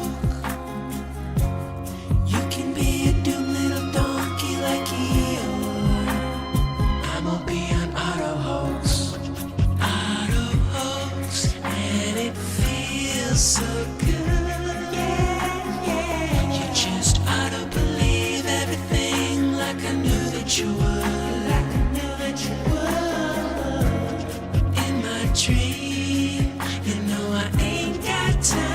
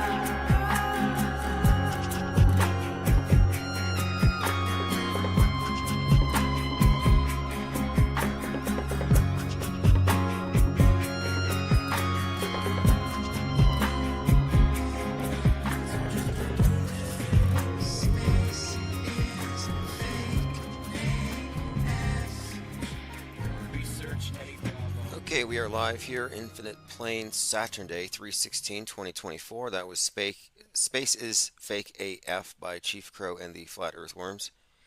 And I wanted to open with that track because right now the glurfs are gloating. They're gloating while holding up an example of the space program's next major progress forward, the next step forward, which is the Starship going into orbit. So we're one step closer to Mars now. And that's, of course, Musk's Starship, named for the Star Trek Starship Enterprise, I guess. And, of course, there isn't a Star Trek logo on the surface of Mars. Kind of close to the logo from the House of Stark from the Game of Thrones, which coincidentally, Tony Stark, Iron Man, Game of Thrones, Iron Throne, all very interconnected when you look at how the outer space drama, this opera that's unfolding. I mean, it's all just drama, if you ask me, but it's a story about man's next step in our evolution, and Musk is there guiding it. But it has all kinds of media tie-ins. You know, like you got Mickey Mouse on Mercury. Mimas, the moon of Saturn, one of its moons, looks exactly like the Death Star, while Saturn is embodied in the character of Darth Vader, fighting Luke, Light, the sun versus the ruler of darkness. Again, this is all just theater, again. All right, we are joined here by the HBIC, Frank Murr, Diana Southard, Verse History, Matt X, Auto Hoaxer, Ted Striker 2112 says, oh, became a member. Awesome. Ted Striker became a member of the Blue Wrench Lodge. So I've been thinking about how am I going to make this work? What am I going to do for those who join? Because the more people who join, the more secure I am in investing all my time and energy here. I don't have to divide it. And I'm trying to increase my focus. I want laser-like focus here.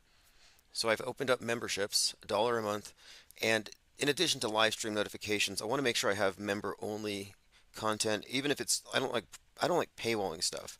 You know, I don't want to gatekeep information. However, I do believe in previews and getting advanced reviews from the people who are most committed to it. So I am going to be producing a lot of content that's going to be building towards the YouTube-friendly archive of the IPS. Because I realize most of the stuff we do is just eminently bannable, but we have to have non-bannable stuff out there. And we want to have this because we need to reconsolidate the raft. It's been dispersed so many times. And my contention is once we get them all together, it'll essentially be like a kraken. I think there's a large group of people on the same sheet as us who are tired of being held back by Trutherville. And the members of Trutherville, it's like crabs in a bucket. You're trying to climb out, and they reach in and try to pull you back in. How dare you not believe? You got to continue to believe with us. So I want to talk about a few things today. Planes falling is a narrative continuing right out of Leave the World Behind. So the Obamas are doing it. And again, Leave the World Behind and all the subsequent news is proof that predictive programming is there to prepare you for what they're going to fake in the news, what they're going to highlight. And it might be true. You know, it might be the case that there are incidents of things falling off of planes. Maybe they do have emergency landings, etc. But one of the ways that they create this false worldview is in what they choose to focus on, selectivity. And if you focus on nothing but that, you could just focus on flat tires. If the entire media devoted itself to flat tires, we would think we were in a state of crisis, and it would shake everything up in the tire industry. People would demand new standards, improve the roads. It's about selectivity. This time last year, it was all about train derailments. Now it's about planes. Last year, it was subway violence. And we will talk about the subway psyop. Was it real? Was it fake? I don't know if you know the story. It was a group of people huddled in a subway cart while an immigrant or someone alleged to be an immigrant battled a New Yorker, knife fight, and one of them off camera supposedly shot himself in the face by accident. I've heard conflicting reports that he was dead or that he's not dead, that he was a cop, and you could hear them talking while they were fighting, and it had to do with immigration politics. That's why I'm leaning towards PSYOP. And the way it was portrayed, some have described it as like a horror movie. I watched it, and it wasn't exactly horrifying. It was dramatic, and you had the woman screaming, get out," into her phone, which Synchromorpheus tied into Get Out, the work of Jordan Peele, who directed the Jordan Neely PSYOP, which would make perfect sense. Let's see what else. We've Oh, Mars base. We have an advertisement for a Mars base, and they're going to be offboarding 1 million people to Mars. And I hope the Glurfers go first. Get on the Starship. Like, I have a feeling that a lot of these early adopters to the space age are going to get loaded up into a Starship. It's going to fill up. They're all going to pay. It's going to be the richest people in the world, just like the Titanic. And I think they'll get hit by a space iceberg, aka a comet. The first Starship to Mars isn't going to make it, and that will quell any desire for people in the future to want to speed Musk up and make this thing happen faster. It'll tamper the desire to go to outer space. I think that's how they will take down not only Musk, but our expectation for better from NASA. Let's see what else. Oh, another thing I've been considering. We could already be on Mars. Not that I believe in Mars, but what I mean is they have such tight control over media and minds.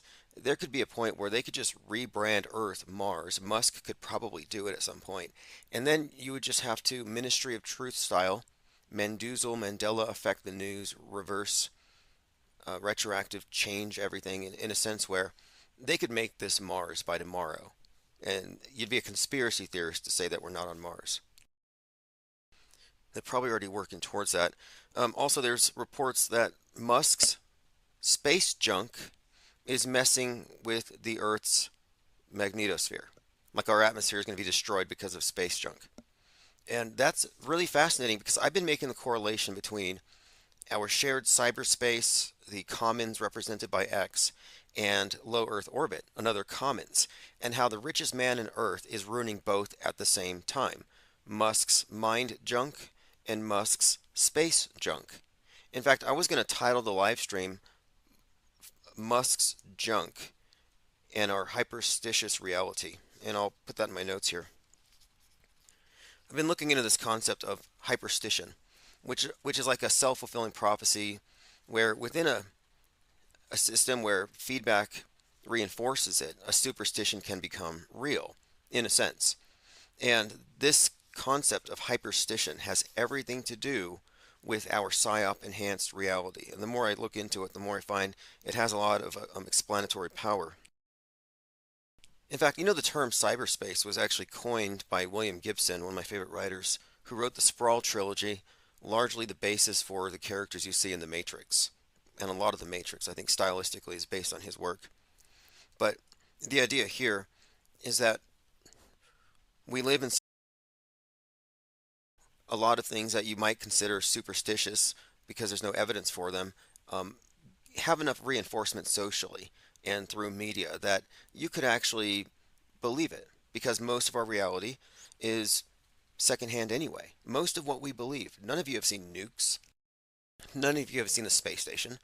But we get everything secondhand. We have not been to the news. Think about all the things we take for granted that we have never personally seen, but has been conveyed to us through the screen. Things we have accepted without any kind of skepticism. And, you know, sometimes they're not lying, but it's their selectivity of what they're showing that creates the illusion.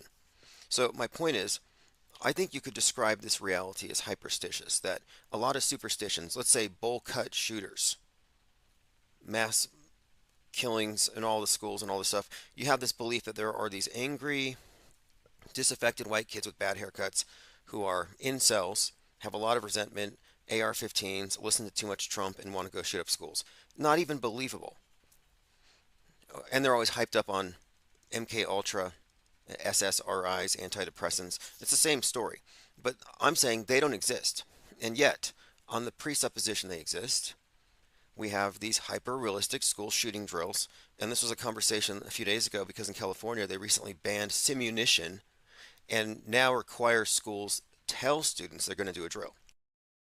So they're no longer going to surprise you with a hyper-realistic drill where they're shooting you with simunition. Unbelievable. My point of it is, they don't exist, but now they exist because you have an entire generation raised with these hyper-realistic scenarios where they're hiding under their desks and being propagandized. So these things have become grafted onto our reality. You could say the same thing with climate change, for example. As long as there's something to point to, you can point to the drills, you can point to the news, you can point to the weather reports to back up whatever. And this applies not only to conventional myths, and superstitions. But this would also apply to trutherisms. And one of the reasons I've been railing against the chemtrail thing is that this is another example of a something I would consider to be a phobia, something not based on facts or tested, and it becomes real because now there's evidence for it that they can just look at and point to, and it's reinforced. So we're living in a hyperstitious reality is my point. Let's go through some comments here. Dinah Southheart says, maybe those who stop traffic for Gaia should take the pledge to go to Mars. I think they should. I think they should start donating blood. Like, we should start an organization. We'll just call it Astrocrete. What do we call it?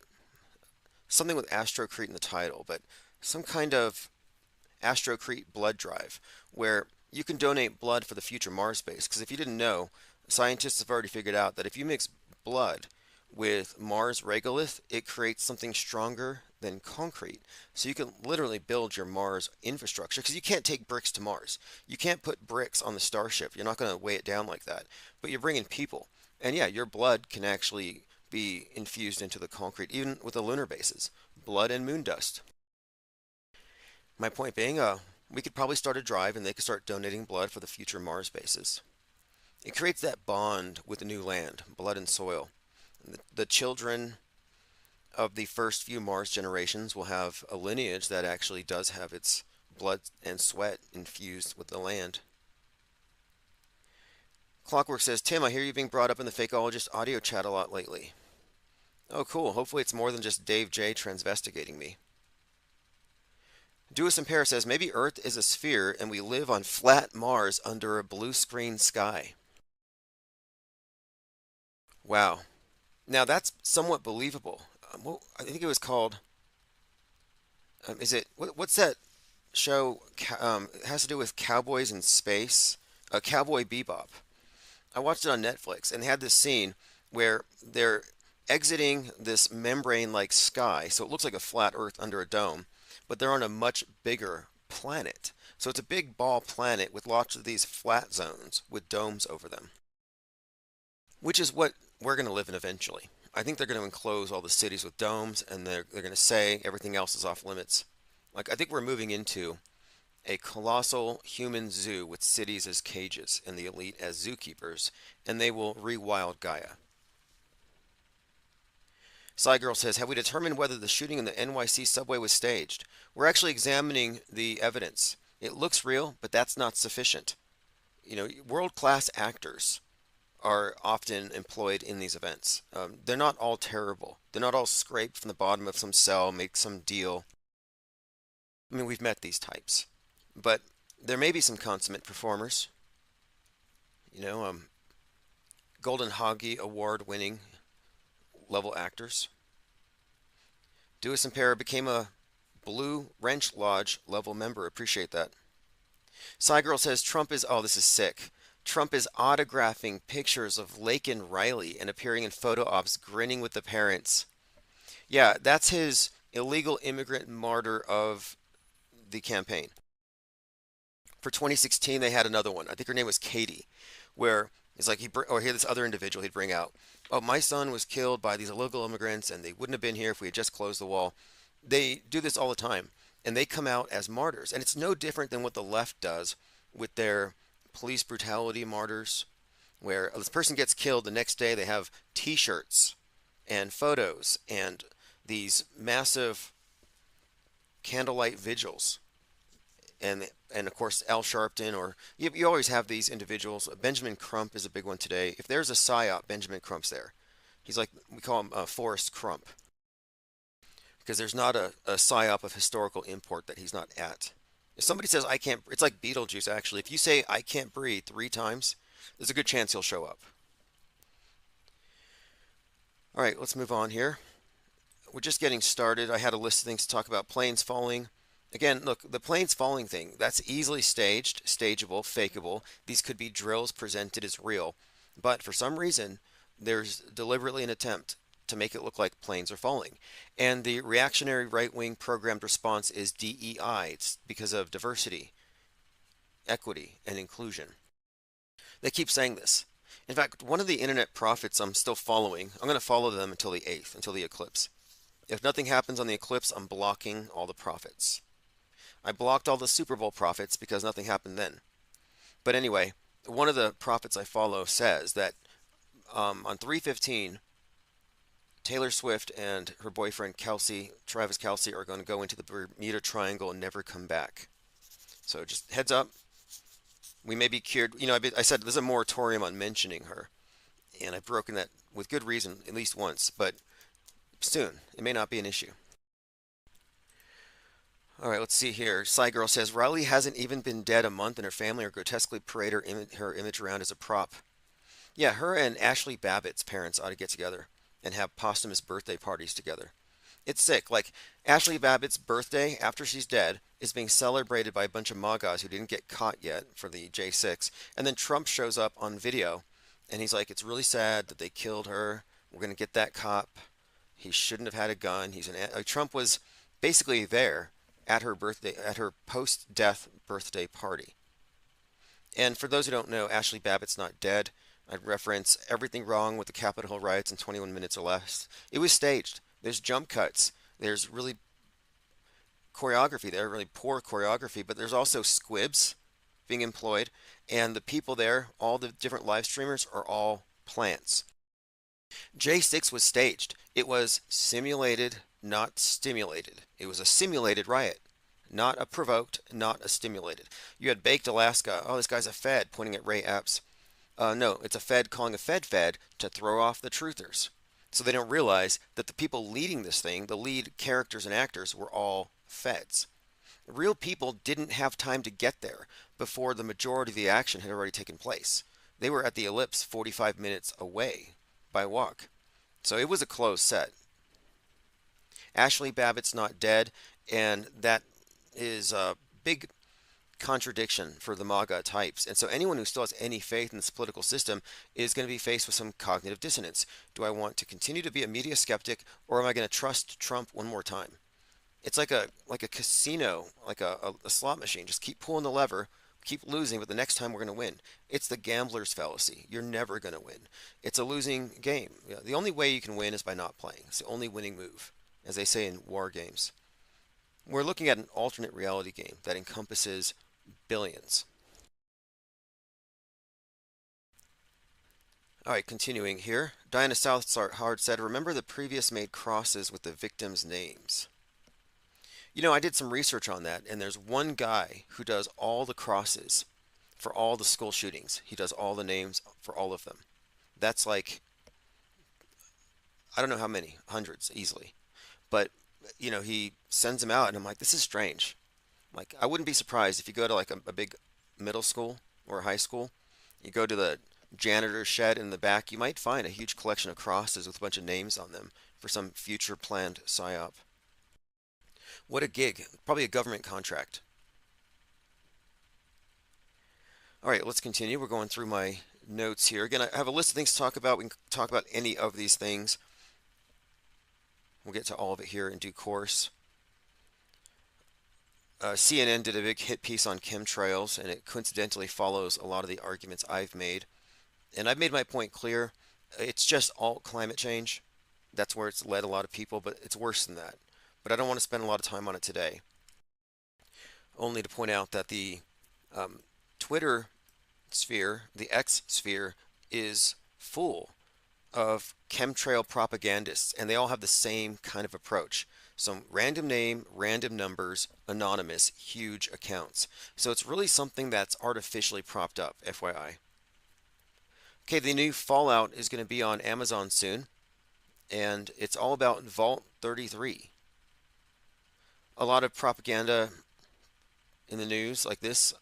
Breaking, 3 people shot and killed in Falls Township, Pennsylvania. Shooter armed with rifles may have carjacked person. Shelter in place sent to residents. So sheltering in place has now moved from sheltering in your classroom to sheltering in your home. Very interesting developments here. We saw this last year in the summer with Robert Card, who shot up the bowling alley, which of course had all kinds of fascinating connections to Bowling for Columbine, and it contained all these elements of locking down various towns. Okay, so here's the story. Breaking: the subway rider who shot a man on a packed Brooklyn train, causing people to take shelter Thursday afternoon, won't be charged. Another use of that word, shelter. Got a message from Mr. Trustworthy, who knows the subway. He says, it happened exactly where there's a transit police precinct.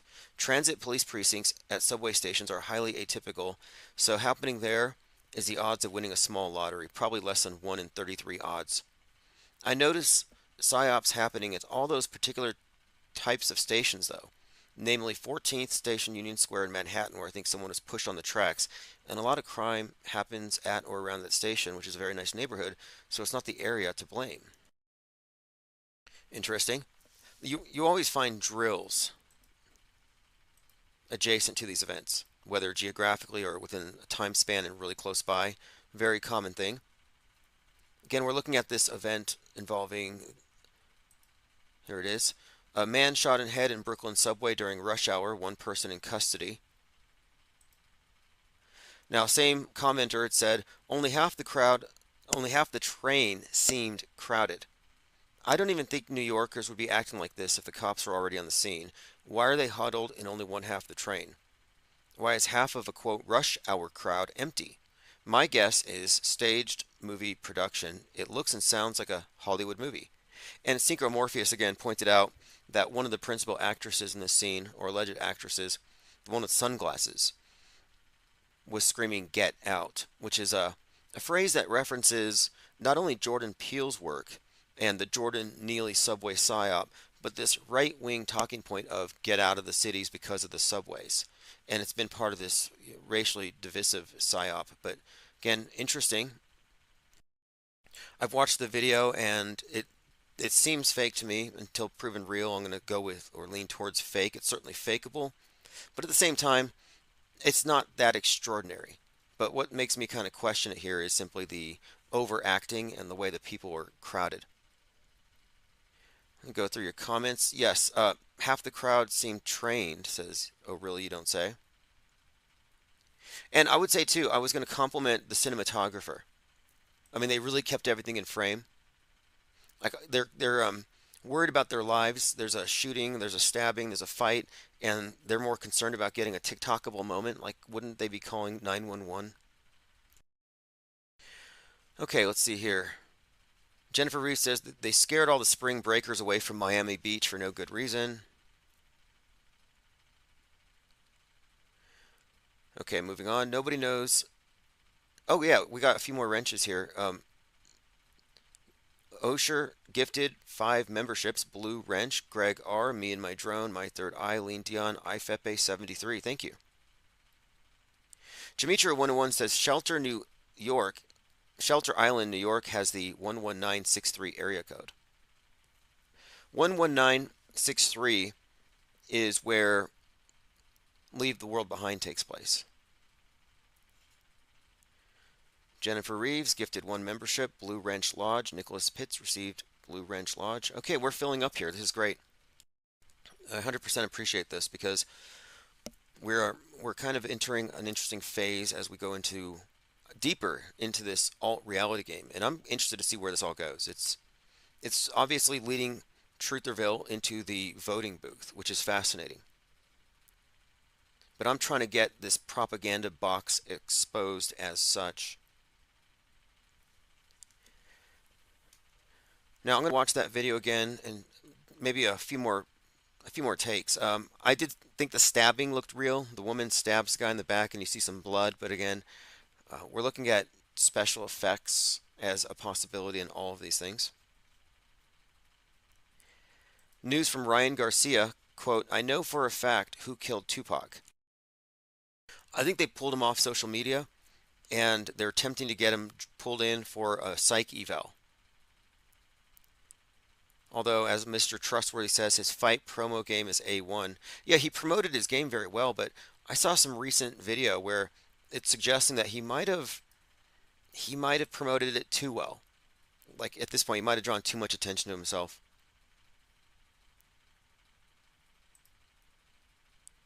Mango Penguin says, I mentioned your society in the Pepe chat. Oh, the frog worshippers. There's some meme magic there. Okay, here's Elon Musk on X saying something kind of adjacent to what we often say. I pointed out last week how he said people who still follow legacy media live in an alternate reality. And I'm like, that's dangerously close to what we talk about how, yes, we're looking at an alt reality game, a sim, that your mental construct, the map, is not the territory at all, but you wouldn't know because you live in a self reinforcing echo chamber. Well, Musk comes out and he says, teach people to hate themselves and their history, and they are defenseless against mind viruses. They can be reprogrammed with ease. So, what is he saying here? Well, I think he's talking mostly from a political perspective about maybe Westerners or Americans perhaps accepting the scapegoat status for so long that they are allowing themselves to be the scapegoat for everything wrong with the world. I mean, I could see that being a part of what he's saying. Defenseless against mind viruses. And then he goes on to say they can be reprogrammed with ease. So this shows you here that he's actually an activist. He's using X to reprogram all of these self-hating Westerners who have taken the blame for everything, the weather especially, climate change, but everything else, everything systemic, everything they didn't do, everything that people who look like them did a few centuries ago or something, which is dumb. I mean, I have a question for racists out there, or people who believe that you can punish people racially collectively. Do people reincarnate in the same race?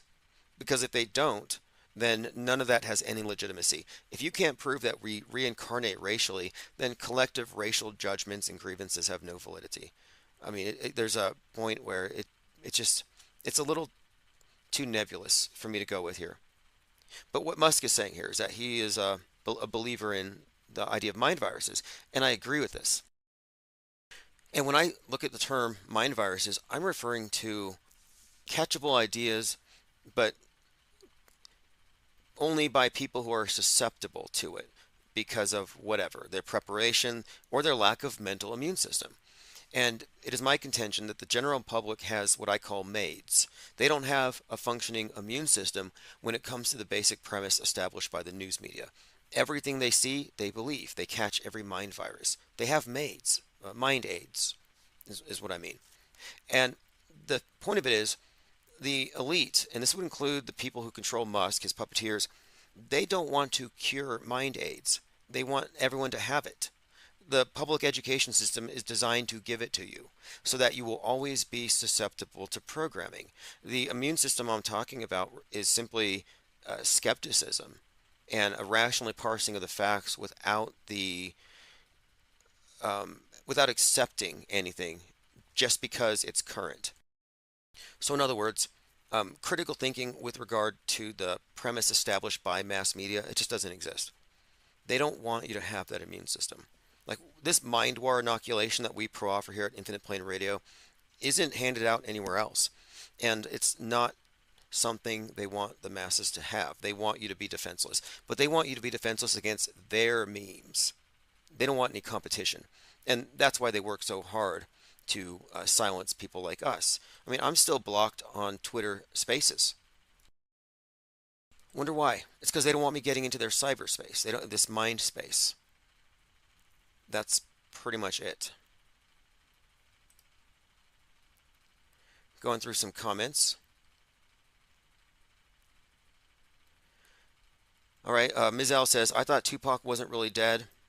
Yeah, I don't know. I don't want to necessarily speculate too much on this. I mean, for a while I had a pretty convincing narrative that Tupac and Biggie Smalls had been repurposed into a group called Jurassic 5, which does contain something of a joke, extinct dinosaurs, but they're back. And they had someone else in their group who had also been a part of this band or this new group of rappers. And that would make Tupac, this character, Akil the MC, which some say sounds like Akil the MC. And of course, his physical resemblance, the teeth, with the exception of the hair, it's there. The cadence, it could be trained to be a little different. There might be some chronological issues there, some overlap, but that's not always all that difficult to explain away if you're looking at characters that are superimposed. I mean, you can look at crisis actors in general as time travelers. Like, I don't exist. Then I'm given a new name and I'm inserted into the timeline because they put me on the screen. So now I'm in the news. I'm in a news event, a simulated news event that everybody believes is real. And now here I am. Here's my wiki backstory. Now I exist. I've been inserted onto this timeline. It's like time travel. So I don't put that outside the realm of possibility, but I have no reason to believe that he actually was killed or shot like the story goes.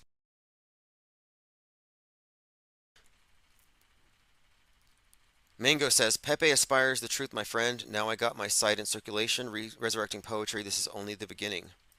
Okay, my only criticism of Pepe the Frog, because I recognize meme magic where it exists, and you can see it. It's very intriguing. I just thought, they go so far, and they ended their journey at the White House as though politics was going to solve this, and I just thought they never went far enough. Which is why if you look at Fepe, he basically looks like the frog, and it's because it is the frog. We just stuck a beak on it to suggest that you have to go further south. You have to keep going. You get to go into the unknown.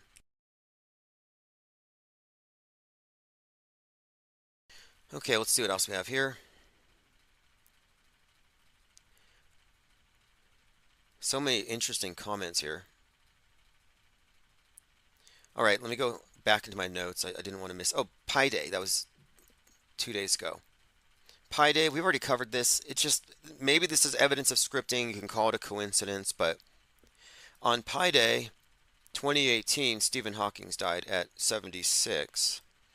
And that's also the birthday of Albert Einstein, who also died at 76. So they tie Pi Day 314 to these two iconic figures, probably fake. Okay, here's what I want to get to. Dead satellites falling to Earth could weaken its magnetic field. Satellites, this is for those of you who are auto believers, those of you who still believe what you see on the screen, who haven't moved past it, who haven't stepped outside of it, this is a simulation. This is a cartoon. This is an artistic rendering. This is not a photograph of satellites falling to Earth. You have to tell them. You didn't know that, right? You have to almost hold their hands. A lot of these reality impaired types, you got to hold their hands. NASA does it. They're like, hey, look, this is our Artemis mission. It's going to go around the moon for 42 days, but this is only a simulation. They have to actually put it on the screen. This is the simulation. We're not launching for a few more months. Why do they have to put the label on there? Because the auto-believing fools with maids would just believe it. Oh, we just went to the moon again. It's that simple. They see it, they believe it. So they had to tell them, no, this isn't it yet. But anyway, this is not a picture. It doesn't even say it's not a photograph. It says satellites burning up as they fall to Earth. Satellites surrounding the Earth. Picture. Getty. This is not a picture. This is going to screw so many people. Just their cognition is so jacked because they can't tell real from fake, and they're not labeling fake here. Even TikTok had put out something where they're going to start labeling deep fakes and AI generated stuff as such. Like, this is why I call it the desert of the designated real. Everything looks equally fake, so if they don't tell us what is real, we won't know. Like, which rubber dead kids am I going to believe are real, so I can tally up the death toll and see who's worse than the other side? Because I just see rubber dead kids on both sides. Under a worst case scenario, they could strip away our atmosphere. So let me just bring this up, because we're talking about mind space and outer space, as in the mental space, the cyberspace, Twitter, X, the commons, where our thoughts go out and could be spread to others. It's been contaminated by Elon Musk and his mind junk, his memes that are meant to reprogram people, but they're all alt-right stuff. So what we're looking at here is a similar story, as above, so below. As the richest man in the world contaminates outer space and starts destroying our atmosphere, he's destroying our collective atmosphere mentally. And I've been saying for some time that NASA has always been about mind control, our mental climate. And climate change is heating up because of people who don't believe the news, misinformation, because of right-wing ideas. That's the scapegoat for climate change, etc. So our internal climate needs to be also cooled. We need to get rid of these ideas so we can cool the climate. This mirroring of as above, so below with their narrative is deep. You look at some of the terminology for rockets and boosters, and it all ties in even to the 2020 agenda, where the Celestial Immunity Project involved astronauts injecting themselves in space while a piece of space junk hits the quote arm of the space station at the same time. So it's like the arm got vaxxed, but it also highlights the need to clear out a space of junk. And junk could be symbolic of things in our collective bloodstream or circulation that need to go. So our clean circulation needs to be ubiquitous across all of the globe. Low Earth orbit needs to be clean for everybody. And cyberspace needs to be clean for everybody. This is a multi-layered agenda, but it leads to one thing. We're living three. Purification process.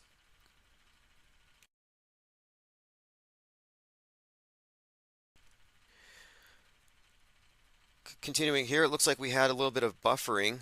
What were we talking about? Take note of what we're talking about when the buffering starts. I don't have too much more to say about the dead satellite thing other than to point out that there's a connection here between mind junk and space junk, because outer space has always been about mind control. They're not taking you to Mars. They're convincing you that the way they're projecting that we'll live on Mars is the ideal way to live here on Earth. And look, once they get us all into our Mars bases, these enclosed cities, they can rebrand it Mars, retroactively change all the news. Like I said earlier, basically a forced transition. We will be Martians. And who knows, they could execute you if you say otherwise, turn you into Astrocrete. Let me see if I can find the Mars base advertisement. Like, I really want these gloating glurfs to go first. What I mean by this, these are individuals who are out there basically flexing on Twitter. Look what Pope Elon did, and they're showing this unbelievable cartoon, even less believable than Starman. And they're like, "Take that, flat earthers." I'm like, "Take what?" It's another cartoon. Like, I don't even find it convincing.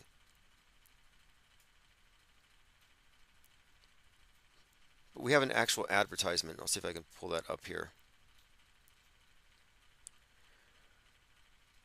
Catch up on comments, open phones as well. Breaking: United Airlines Boeing 737 loses panel mid-flight. 4333 took off from San Francisco and had to divert to Oregon. Okay, part of a plane fell. Now, this is a story that goes more or less kind of viral because you have big accounts. This guy's got 1.2 million followers, right? He's host of the No Bias, No Echo Chamber largest show on X. Now, keeping that in mind, let's see what the added context is. There was no emergency landing here. It was not diverted. It was discovered missing after a post-flight inspection. So one, you read the headline, all caps, credible guy, millions of followers, top live show on X, and he's like, planes falling apart mid-air. Everybody's looking. And then later in the day, you find out, no, actually, he's full of crap. They didn't notice till after the fact. And do you see him posting again, breaking news, I'm full of crap. I scared you for nothing. No, they never do any kind of correction, and yet they leave their original flawed reporting up. Why?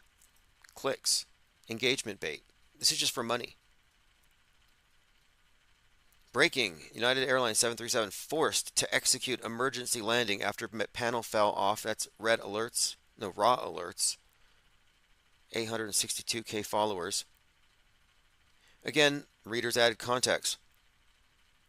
So you can't correlate high numbers with standards of evidence. It's like, oh, this person's credible. He's got high numbers. No, it's quite the opposite. They have more incentive to lie. Like, I actually almost want to block them both just because it's so annoying. But I'm also keeping track of the false alerts because I monitor the echo chambers. And much of what passes for news is just rumor anyways. A lot of rumor mongering. Here is something that goes along with what we were talking about yesterday or a couple days ago.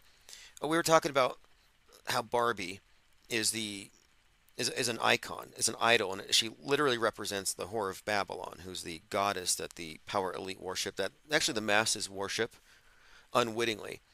And they present her in many different avatars, including Madonna. And here's a Madonna concert where she is, I guess, playing the role of the Whore of Babylon. I mean, it's pretty blatant, but I want to mostly point out the color of the dresses and how consistent this is with the symbolism at the last two Super Bowls, and as this icon is consistently represented. Again, this is the goddess that the new age is all oriented around. That soul was like a leopard, his feet were like a bear's, and its mouth was like a lion's mouth. I think she's just reading Bible verses from Revelation. Anyway, I would never hear about Madonna or Taylor Swift or any of these pop stars, divas, if it wasn't for the conservative media and their outrage. Like, I wouldn't be surprised this audience is just full of conservatives looking for stuff to be outraged at. Like, does she have any real fans anymore? Mango Penguin says, Bloomberg are trying to sell coins. Longest commercial ever. Is there going to be a Black Monday? Today's 3/16. In 2020, 3/16 was the Black Monday. I think we missed it. There was a show called Black Monday about the Black Monday market crash of 1987. And then 33 years later, we had the second Black Monday market crash. And on that day, 3/16/2020, season 2 of Black Monday was debuting. Some cast members said it was an eerie coincidence. Season 2 Black Monday, as we have our second Black Monday. All just a coincidence, sure. Here's a person talking about that shooting, and the person on the screen I'm talking about. I'll let this person's laughter speak for itself. I'm trying to keep myself calm. This is my second shooting. I was on October 1, so this is just... Oh, she was in Vegas. More stuff in therapy to talk through. Okay. She's trying to catch up there with Waynell Sexton. This is her second event. Very sad that it happened. Look, I get it. You know, it's hard not to smile when you have a good payday.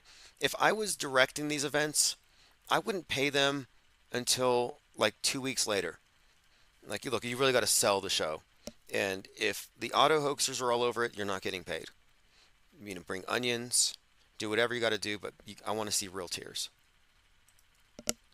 I have some ideas as well, but I'm kind of afraid to leak those ideas because I don't want to give them any opportunities to improve their game more than I already have. After 10-7, I think we improved their presentation of fake dead kids. And it's because I was commenting on a line of dolls on the street there with closed eyes, closed mouths. And like, this is a problem. Those mouths should not be closed. Those eyes should not be closed unless they've been prepped, unless they've been sewn shut, glued shut. The jaws especially, those would be open. But after I made a few comments about it, they started bringing out dolls with open eyes. Like, they had a super chat, the IPS. If you're in the PSYOP entertainment complex and you're listening for loopholes and little little continuity errors and everything else we're pointing out, you want to support us. We're doing you a service. I mean, NASA's got, what, a $70 million a day budget? You think they could pay someone to go through their content critically? Just pay a good editor. Pay an auto hoaxer. They could filter your content. Did you know military aircraft in World War II were dumping chemicals on troops and altering the weather by geoengineering? No, not actually true. When atmospheric conditions are right, water vapor in the exhaust will condense in a cloud. When you burn hydrocarbons, you not only get carbon dioxide, but you also get H2O, which condenses into a cloud, a condensation trail. It's not unique to jet engines, but here's a photo of a World War II piston engine powered bomber leaving a contrail. B-17 crews dreaded these trails because they betrayed their presence on the ground to German flak gunners. So for all those who say that when they were kids, they didn't have these and they didn't have them in World War II, yeah, they didn't have them in World War II because they steadfastly avoided those conditions that would produce them because it would give away their locations. They deliberately avoided these.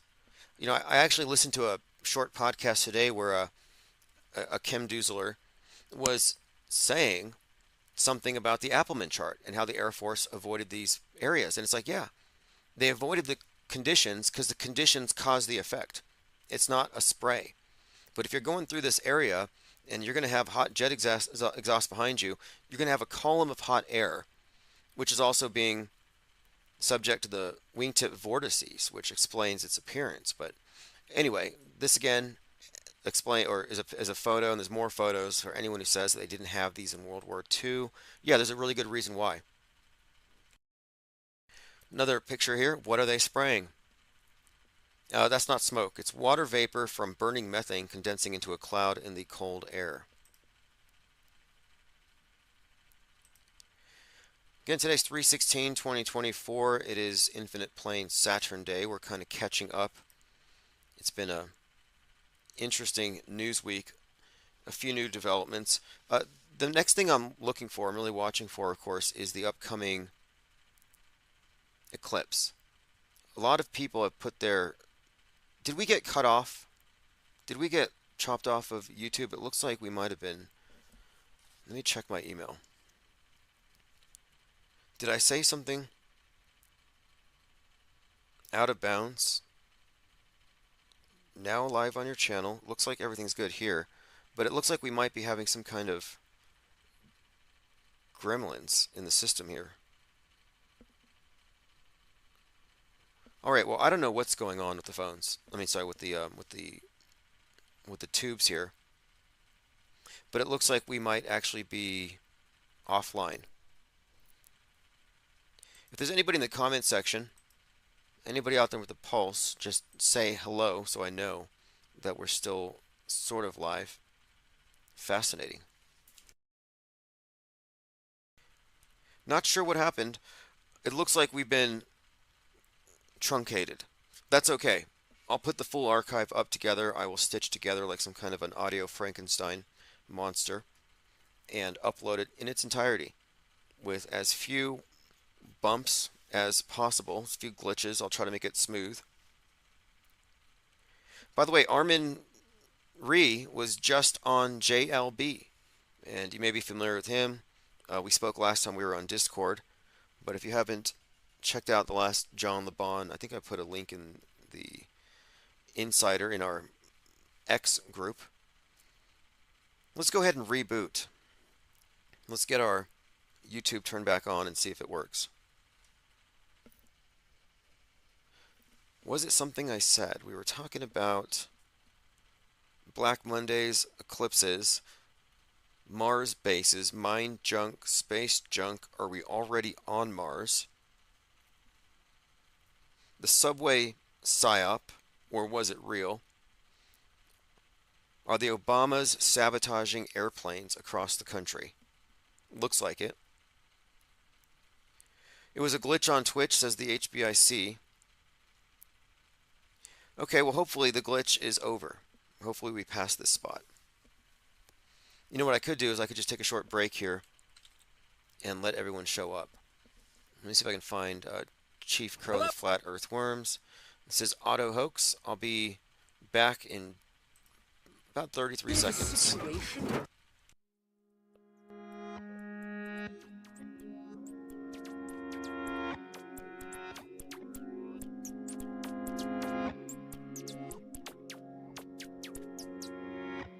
I'm on Auto Hoax and it feels so good.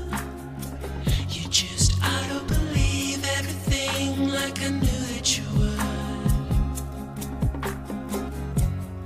In my dream, you know I ain't got time, baby, for another crisis actor with soulless eyes. My buddy and me. Telecommunications Act of 1996. 96, y'all. Gonna filter your eyes and serve your mind. The weatherman, he's just another bad joke. You can be a doom little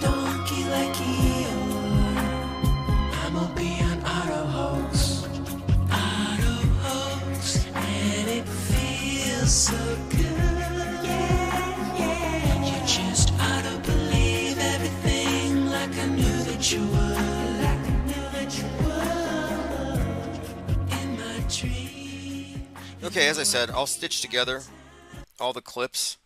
So every time they glitch us out here, we'll fix it.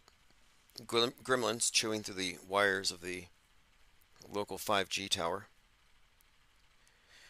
All right, this is take 2. I think Twitch was stable. Adoria the Explorer says, I can hear you live on Twitch, but not YouTube. Yeah, it seems like Twitch is always stable. Odyssey didn't have any breaks, so no big deal. Again, I'll put it together at the end. Here's a tweet I got from one of the skyphobes, Dan Stevens, one of my favorite ones. This guy is like the Greta of chemtrails. He says, stop chemtrails, stop HARP, genocide. Genocide, planetary genocide. Yeah, so this guy's convinced that we're being genocided. But he can't be pressured into, I don't know, filing a class action lawsuit against the airlines. Like, this is beyond hyperbole. And if you say anything about it, you're a troll. But there's so many people who go along with this. Okay, this is one that is probably real. Well, not real, but this is probably not an exaggerated story. There's no community notes anyway. It seems somewhat believable. Boeing 787 nosedives caused by flight attendant bumping the cockpit switch. Again, this is TMZ, which, you know, anything that comes to TMZ is likely a psyop. It's all tabloid. An innocent flight crew mistake likely sent the 787 into a nosedive that injured dozens of passengers. Wow. Are they all going to get paid? But 50 people were treated for non-threatening injuries. Sounds kind of unbelievable, and it sounds like more hype. I saw this story yesterday. Thick black smoke spotted near the Lincoln Memorial. The only reason that's of interest to me is that there's been a little buzz around the Lincoln Memorial. Some pro-Hamas protesters dumped red paint on the iconic stairs the same day that a sniper in Prague left blood on the stairs, iconic stairs, and it was all mentioned at the same time. And of course, the connection to Lincoln. And at the same time, Biden or the administration had just removed this post-Civil War reconciliation memorial. And this is all coming up with the Civil War talk. And the Civil War movie was just screened at South by Southwest. And apparently, it's got some really good violence, like very believable. The story is about a journalist going across the country during a civil war. And the main threat, from what I gather, seems to be militiamen, American militiamen, militias, MAGAs. Roving MAGAs are the bad guy in this movie. That's kind of the idea I'm getting here. Which goes along with Justin Moore, who decapitated his FBI agent father and said he wanted Moore's militia to go take out everybody. So you have this militia rhetoric building up, which all, of course, ties into the characterization of the far right.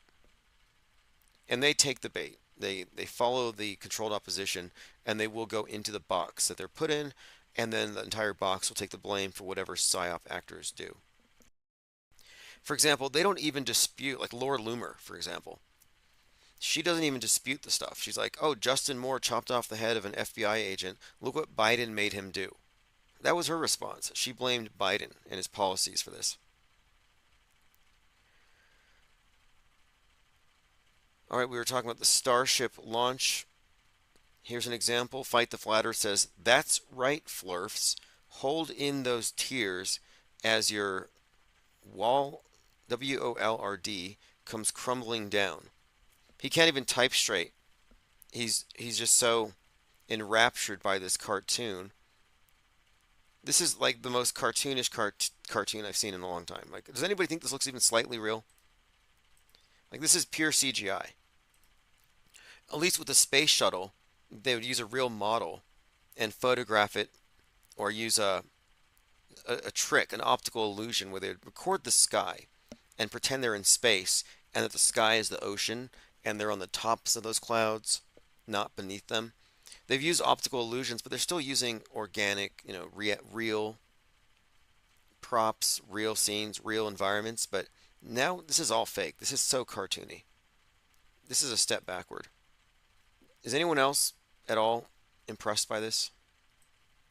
They'll say this is an argument from incredulity. And I would say no.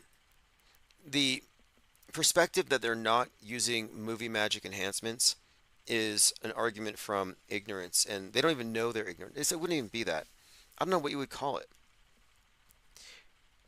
To not include in your assessment of anything that NASA or SpaceX provides the use of deep fakery is it's dangerously naive, irresponsibly naive. Mousegate alone should have been a wake-up call, but you can't wake them up. No. What is it? It's easier to fool a man than convince him he's been fooled, but this is a tricky one. You see, it's a magic trick, is what we're looking at. I'm just not impressed by it. They haven't upped their game. I thought the Chinese space station was going to be magnificent. I thought they would have some better special effects. But anyway, they're gloating about it, and they're saying this is making flat earthers cry. Well, I'm not a, quote, flat earther. I just don't believe these cartoons are convincing. I think they have a vested interest in conveying to us a false world view. For mind control purposes, if nothing else. You think they only fake the news on the ground? Oh, they fake it on the ground. But everything above 62 miles, once you hit the Kármán line, oh, that's just pure science, pure truth. Why would they lie? Imagine if that was sufficient to counter any skepticism. If any liar could just say, why would I lie? Someone just lies to you, why would I lie? Yeah, I guess not. I guess, you see, and that says something about the people who believe it. Good people believe this stuff because they can't think, why would I lie? Bad people think, well, I would lie for money, power, advantage, malice, fun. There's a lot of reasons why liars lie, but people who aren't just intrinsically bad, they don't think that way. And like, yeah, I can't think of any reason why you would want to deceive everybody. No reason at all. And that's what you would call the consensus bias, I think. The idea that everybody thinks like you do, and it's just kind of the sense that everybody's as nice as me, which again is a kind of it's a trap. Phones are open 505 349 0420. We can talk about pretty much anything. I'm looking forward to the eclipse, mainly because it'll give us a chance to clean house. All of these false prophets are going to have to own up to it if nothing happens. As in, this will be proof that I'm right, that we're looking at when it comes to gematria-based calculations or calendar dates separating events used to predict future events. I think I've made the case that what we're looking at here is the implementation of the Texas sharpshooter fallacy. And if I'm right about this, and I think I am, if a nuke doesn't hit, if 4-8 is nothing but people enjoying an eclipse, then I think I'll have a reasonable case to say that all of these people attempting to predict future false flags are using a fallacy, which I've already reverse engineered, and we could then make similar predictions that are just absurd and give the appearance of being correct. Duis in Paris says, I paid my taxes, why would I lie? To me, it all comes down to the worldview in the box that we're in.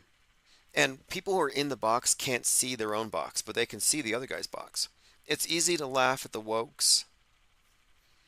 It's easy to look at these people heavily radicalized, but you realize that you share a box. If you're laughing at the wokes as woke, and you're on the other side, they're laughing at your side as Proud Boys or as Patriot Front. But these are identical. They're identical costumes, interchangeable, evidence of a bifurcated Psywar, and it's just team against team. Thank you, Multi-Zero Dagger. We at the IPS appreciate the support. All right, Starship launch here is a video of it. With, 33 engines? Very theatrical. Look at that, 6 plumes of smoke. So I'm not saying this was fake from the ground up. And I could argue, well, I wasn't there. And you weren't there, so how do you know? And some will, and I don't like that argument. I wasn't there, therefore I don't know. What we can say is that a launch happened. but we can argue on what the launch is. So I agree with you, a launch happened. I agree with you, you're Mandela affected. I agree with you, you see what you believe to be chemtrails. But we agree that objective reality exists. It's the interpretation we're fighting over. So I agree, a rocket launch happened. Question is, was it pure CGI? Since the 1960s, admittedly by the Apollo 11 launch director, the simulations have been indistinguishable from reality from the perspective of the launch control. So the control room members who are behind the screens would have no way of knowing if they're actually in space or not.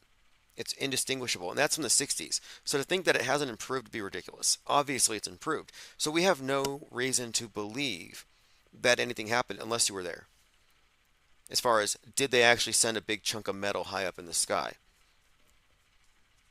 So if you weren't there, you can't make the argument as an eyewitness. We need to break that habit of treating yourself as an eyewitness when you aren't an eyewitness. Bearing false witness. I had that image the other day I posted in the newsletter of a line of people with televisions on their backs, bearing the burden of proof, bearing that false witness. I don't. But what I'm saying is that I'm not a reality denialist. The question is, how did they simulate it? Did they use a cylindrical blimp, a rigid dirigible with fireworks in the bottom, 33 engines, and blast it up out of sight, out of mind, and then cut to a pre-recorded segment where the rocket is in space? Yeah, that's what they did. That's what they always do. Why would they have changed it? The Mousegate fiasco, which they buried, was just showing you that, yeah, the second half is all prefabricated. I can point to many other examples. There's a certain Soyuz rocket launch recorded from space that doesn't correlate to what you see on the ground. The time lapse in space doesn't even account for the gravity tilt. Anx G says, don't you know the sky is falling because my gematria told me so? Yeah, well, these anonymous doomsday prophets with their gematria calculators can stay in Trutherville.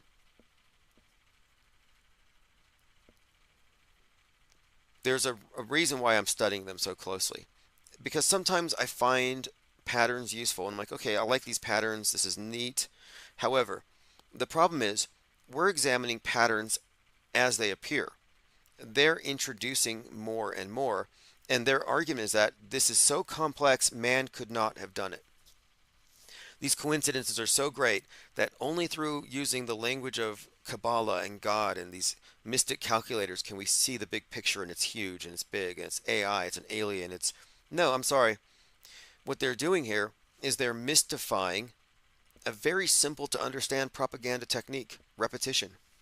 Hey, we're going to fake nuke them again sometime in 2025, and we want them to accept it as inevitable. What can we do? We'll have it in all the news stories as a threat. Have it in all of the science fiction movies. Constantly refer to it. Put it in all the fiction, put it in all the video games, make this the worst case scenario in all movies, so it's always there as a backdrop. Simulate it convincingly in a blockbuster film, make everybody watch it. Sear the image onto their minds, accompany it with the fear, give them a character like Putin to constantly dangle the nuke threat. Eventually, everybody's believing it as plausible, inevitable even. Then when they say, oh, it happened, we're like, oh, we were expecting that. They're setting our expectations. It's as simple as that. Man is writing the news in advance, and man is experiencing it. Not everybody is in the know about how scripted it is. But the scripting is easy to understand. It's just propaganda. Why would they limit themselves to real-time propagandizing us and trying to convince us of things real-time when they could take even greater levels of control? Editorial control. They edit, they curate our realities. But to throw in all these additional, quote, proofs of some kind of order is what I'd call an example of the Texas sharpshooter fallacy, meaning they find a lot of hits. So if you were to take a gematria calculator and go through 1,000 Wikipedia articles, you could find 10 or 15 hits that specifically tie into what you're talking about. Now you draw a circle around that and a bullseye right there, and you're like, look, I got 5 bullseyes. I've established a pattern, and there's no way that these are in any way organizable by man. This could not be orchestrated.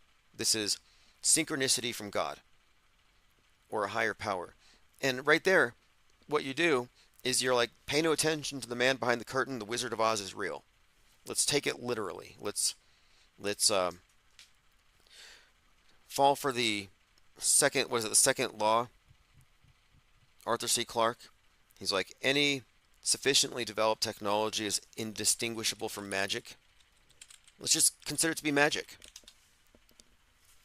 And I don't agree with that line of thinking, obviously.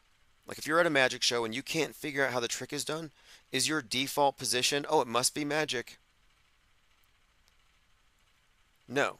It's, wow, I can't figure out how they did that magic trick. So I've been looking at predictive programming and fake news for some time, and at no point did I say, this is so unexplainable that it must be magic. It must be collective manifestation. Like, these are all ideas that are fascinating to entertain, but when it comes down to it, when we're actually examining the facts, Occam's razor kind of helps here. The simplest explanation actually suffices. We don't need all this extraneous stuff. All of the patterns are a testament to how scripted it is in its storytelling. I don't think we need to make it any more complicated. Moreover, I don't think we need to exonerate media. Part of this idea that all this stuff is just synchronistic and organically happening and it happens to fit these patterns is that the media are objective reporters who are just, look, events are happening, let's go record it and tell everybody what happened, let's show them. That's not what's happening. They are creating these events. They're prefabricated. It's not even a stretch to say that they write our news in broad strokes 50 years in advance. 9/11 was planned at least 30 years in advance. Not every single news story, but as an umbrella, big stories. Like, for example, by 2030, climate change will be this bad. And they're projecting this from, let's say, the year 2000. By 2020, we'll have to prepare people for this big event. So we're going to have a lot of zombie movies to program people to run into their homes in quarantine. You see what I mean? If you look at their propaganda and the zeitgeist that it creates, or how it paints up the zeitgeist, you can kind of see how it mirrors, like they say, life imitates art, but the art I'm talking about here is the psyops. Life imitates psyops. And the psyops imitate the art, and that's because they're from the same place, the psyop entertainment complex. Mind control is really the big overarching theme here. Government, entertainment, media, academia, these are all just substrates of mind control itself. Let's go through your comments. Duos Impera says, I'm not anti-box. Look, I'm not anti-box either. I'm just not a literalist. Like, I like the Bible. I like all the holy books. For their aesthetic value, the wisdom, accrued knowledge, there's nothing to hate about it, to be honest. But my argument is with religion and the framing of it and the literalism that buries, I think, what's even more profound and incredible. To me, the most incredible thing about the Bible are the astrotheological alignments. That's incredible. That's a work of exceeding genius, honestly. To be able to tell these stories using these symbols and allegories and metaphors that all relate to the macrocosmic cycles, it's incredible. Ted Stryker said, I heard a panel fell off a plane, but no one was injured. Yeah, exactly. That's the one I mentioned earlier. They didn't even know the panel was missing till after the fact, and there was not an emergency landing. And Nofal says, are they going to use the nuke to do lockdowns? I think they'll want to lock us down first, so we're all glued to our screens. Leave the world behind ends with a nuke, but the title is an anagram for Behold, the End War Live. So what I think the script is, they will use riots, they'll use emergencies of some kind to get everybody home, glued to their screens. Then they will do the nuke when we're all watching. 9/11 wouldn't have succeeded if we had all slept in that day. We have to be synchronized. That's the key here. They can press a red button and they can reset our reality. The 1946, we know what the nukes did. They obliterated objective reality. The introduction into our collective psyche, into our collective worldview, the world annihilating atom bomb obliterated objective reality. It'd almost be like, hey, we have a new god. We'll just this new god manifests as a mushroom cloud. And if we don't obey this god, we're all going to be destroyed. So we all have to organize around our fear of this new god. Well, nobody would believe it because we're not superstitious, right? Wrong. And what they have done is they have introduced a god that science can identify. Same thing with 2020. They brought us a devil that even the atheists will believe in. It's a construct.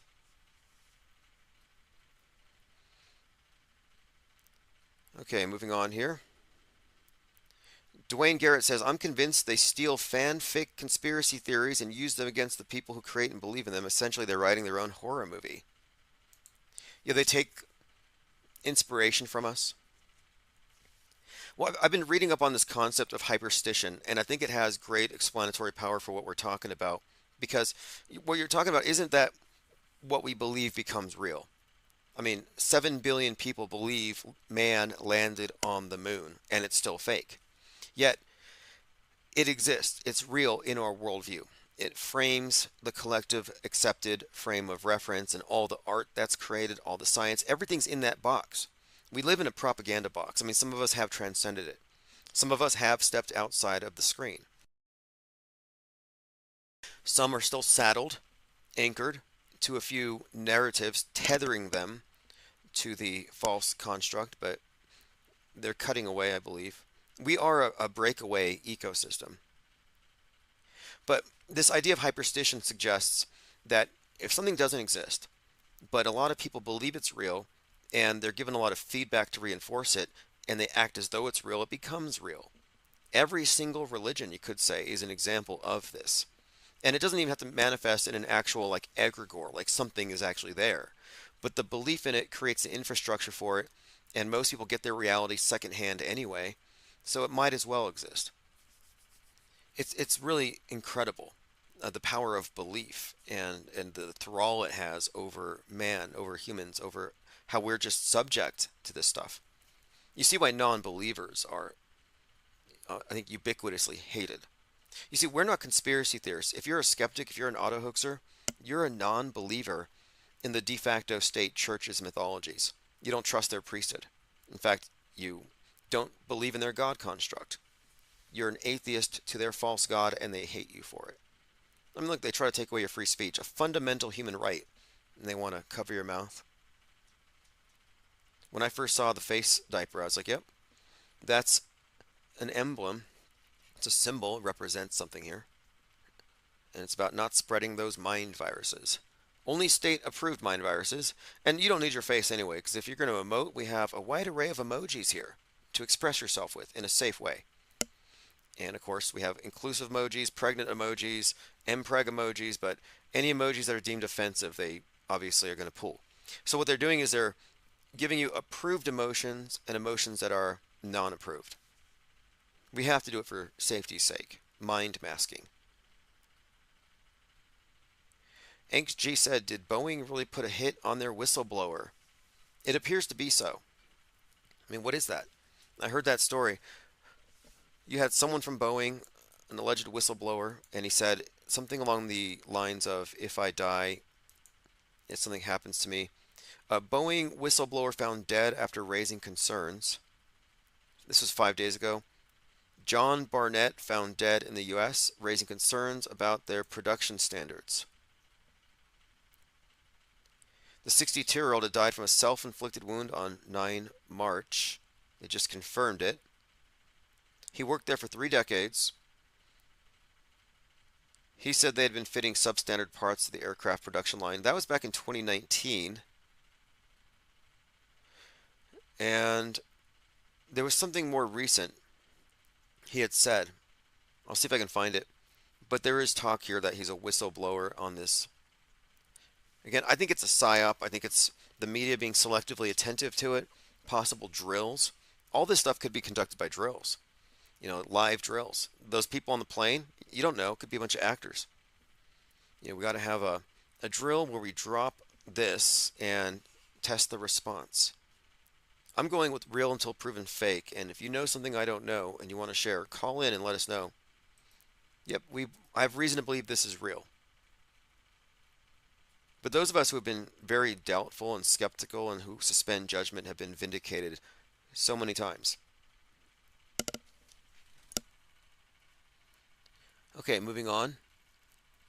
Again, the story of dead satellites falling to Earth. I was reading some of this article and it's not even believable to me. Some of the quotes in here, some of the things they say. I was shocked at everything that I found. Nobody was studying this. It's really alarming. Private satellites have caused damage and have already caused issues for astronomers, but the key word here is private. You see, we're talking about the richest men in the world screwing up space for the entire world, for everybody else. But I was going through some of the pull quotes. I have some quotes here for you. I was going through this article, and some of the statements they make seem like hyperbole. We've never seen this. But what they're saying is that all this spacecraft dust, all of it's going to end up interfering. Says the increased levels of radiation could strip our atmosphere. Good to know. Musk, again, scraping away at the atmosphere, even as this spacecraft dust is tearing away at our skies. His mind junk is tearing away at our mental atmosphere. That's the point they've been making. Now, I've been saying, too, that this Starship, this is my prediction. It's going to be one of two things. Either they're going to succeed in sending 1 million glurfs to some subterranean, deep underground Mars base in China, or they're going to load up a bunch of, well, obvious actors into a Starship, and we'll have a Challenger / Titanic-like event in the sky that will kill the desire for space migration for the next 1,000 years, which will really take the pressure off of the NASA CGI department. They must be so stressed trying to meet our standards. Dewis in Paris says, it must be quite a power trip to be able to create everyone else's perception of reality. Absolutely. And religions have been doing this forever. You know, religions have always been able, that's what, when I look at the black monolith, I look at that as the screen, which that's actually what it represents, the movie screen, the merging of our reality with the state constructed internal reality. So your internal worldview is augmented by what they give us. And we have been studying what they give us, and it's all mind warping Psywar, puts us into a alternate reality game. But you could also look at a holy book, and it's interchangeable. They all do the same thing. It could be everyone live your life according to Dianetics.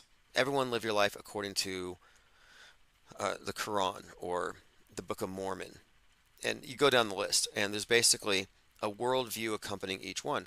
And if your basic premise is everything in this book is necessary to know, everything outside of this book is heresy, we don't need to know, and you create a closed system, you would have completely different results. You know, these are world views. This is like a doomsday cult in a bunker. You know, it becomes an echo chamber, and of course, these, like a church, for example, for a temporary time on a Sunday, becomes a literal echo chamber, where it's only about what's in the book. You're not mixing it with other stuff.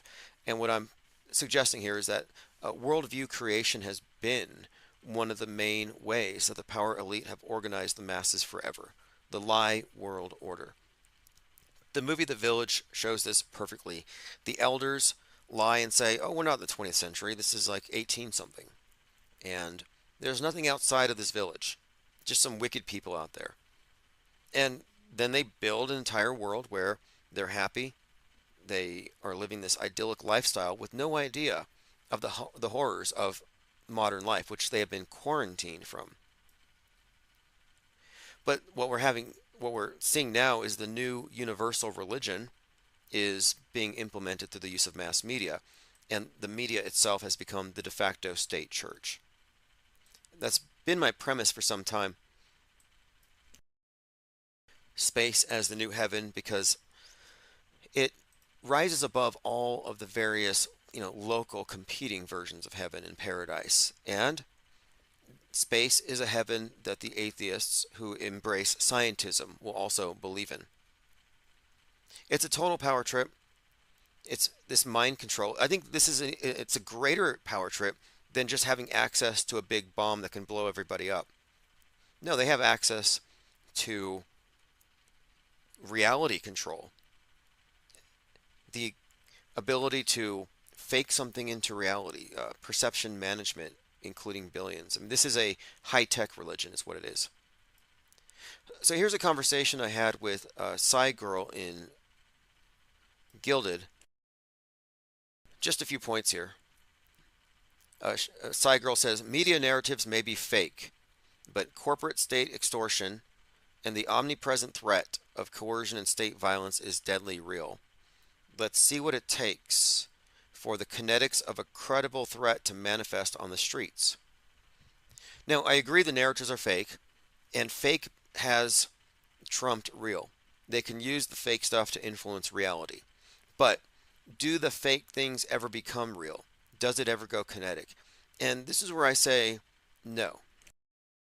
I think the reason why is that we've already been conquered. We're already an apathetic population, and there's no chance of everything falling apart because everything is under total control.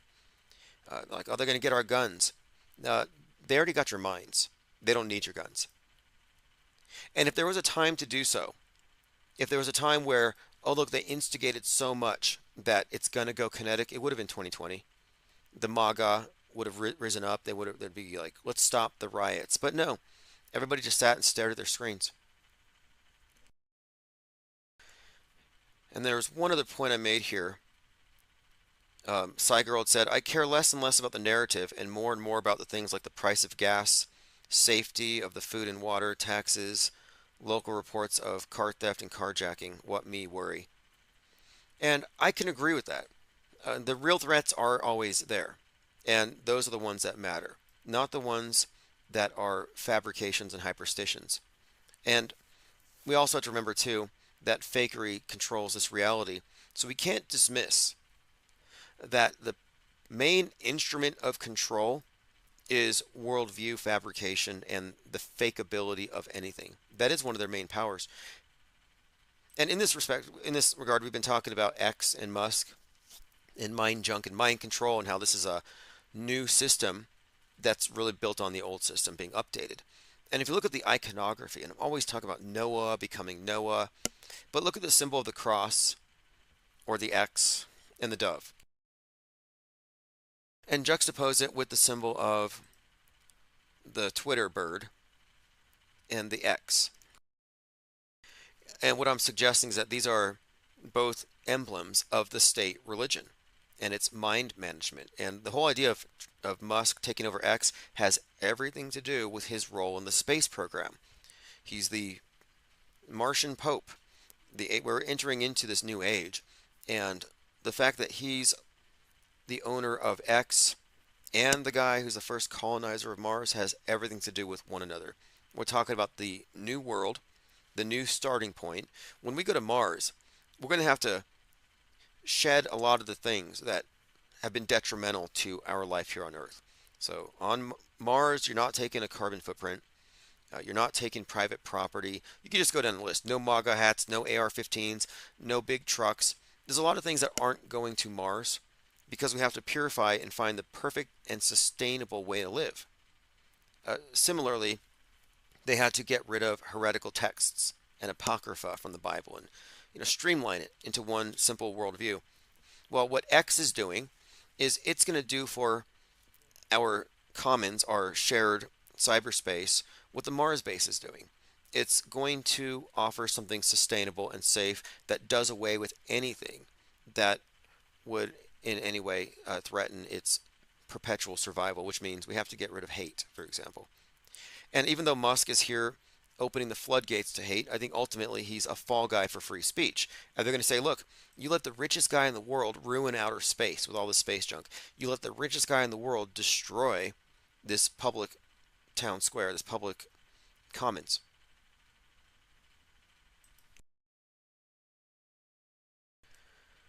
Okay, moving on here.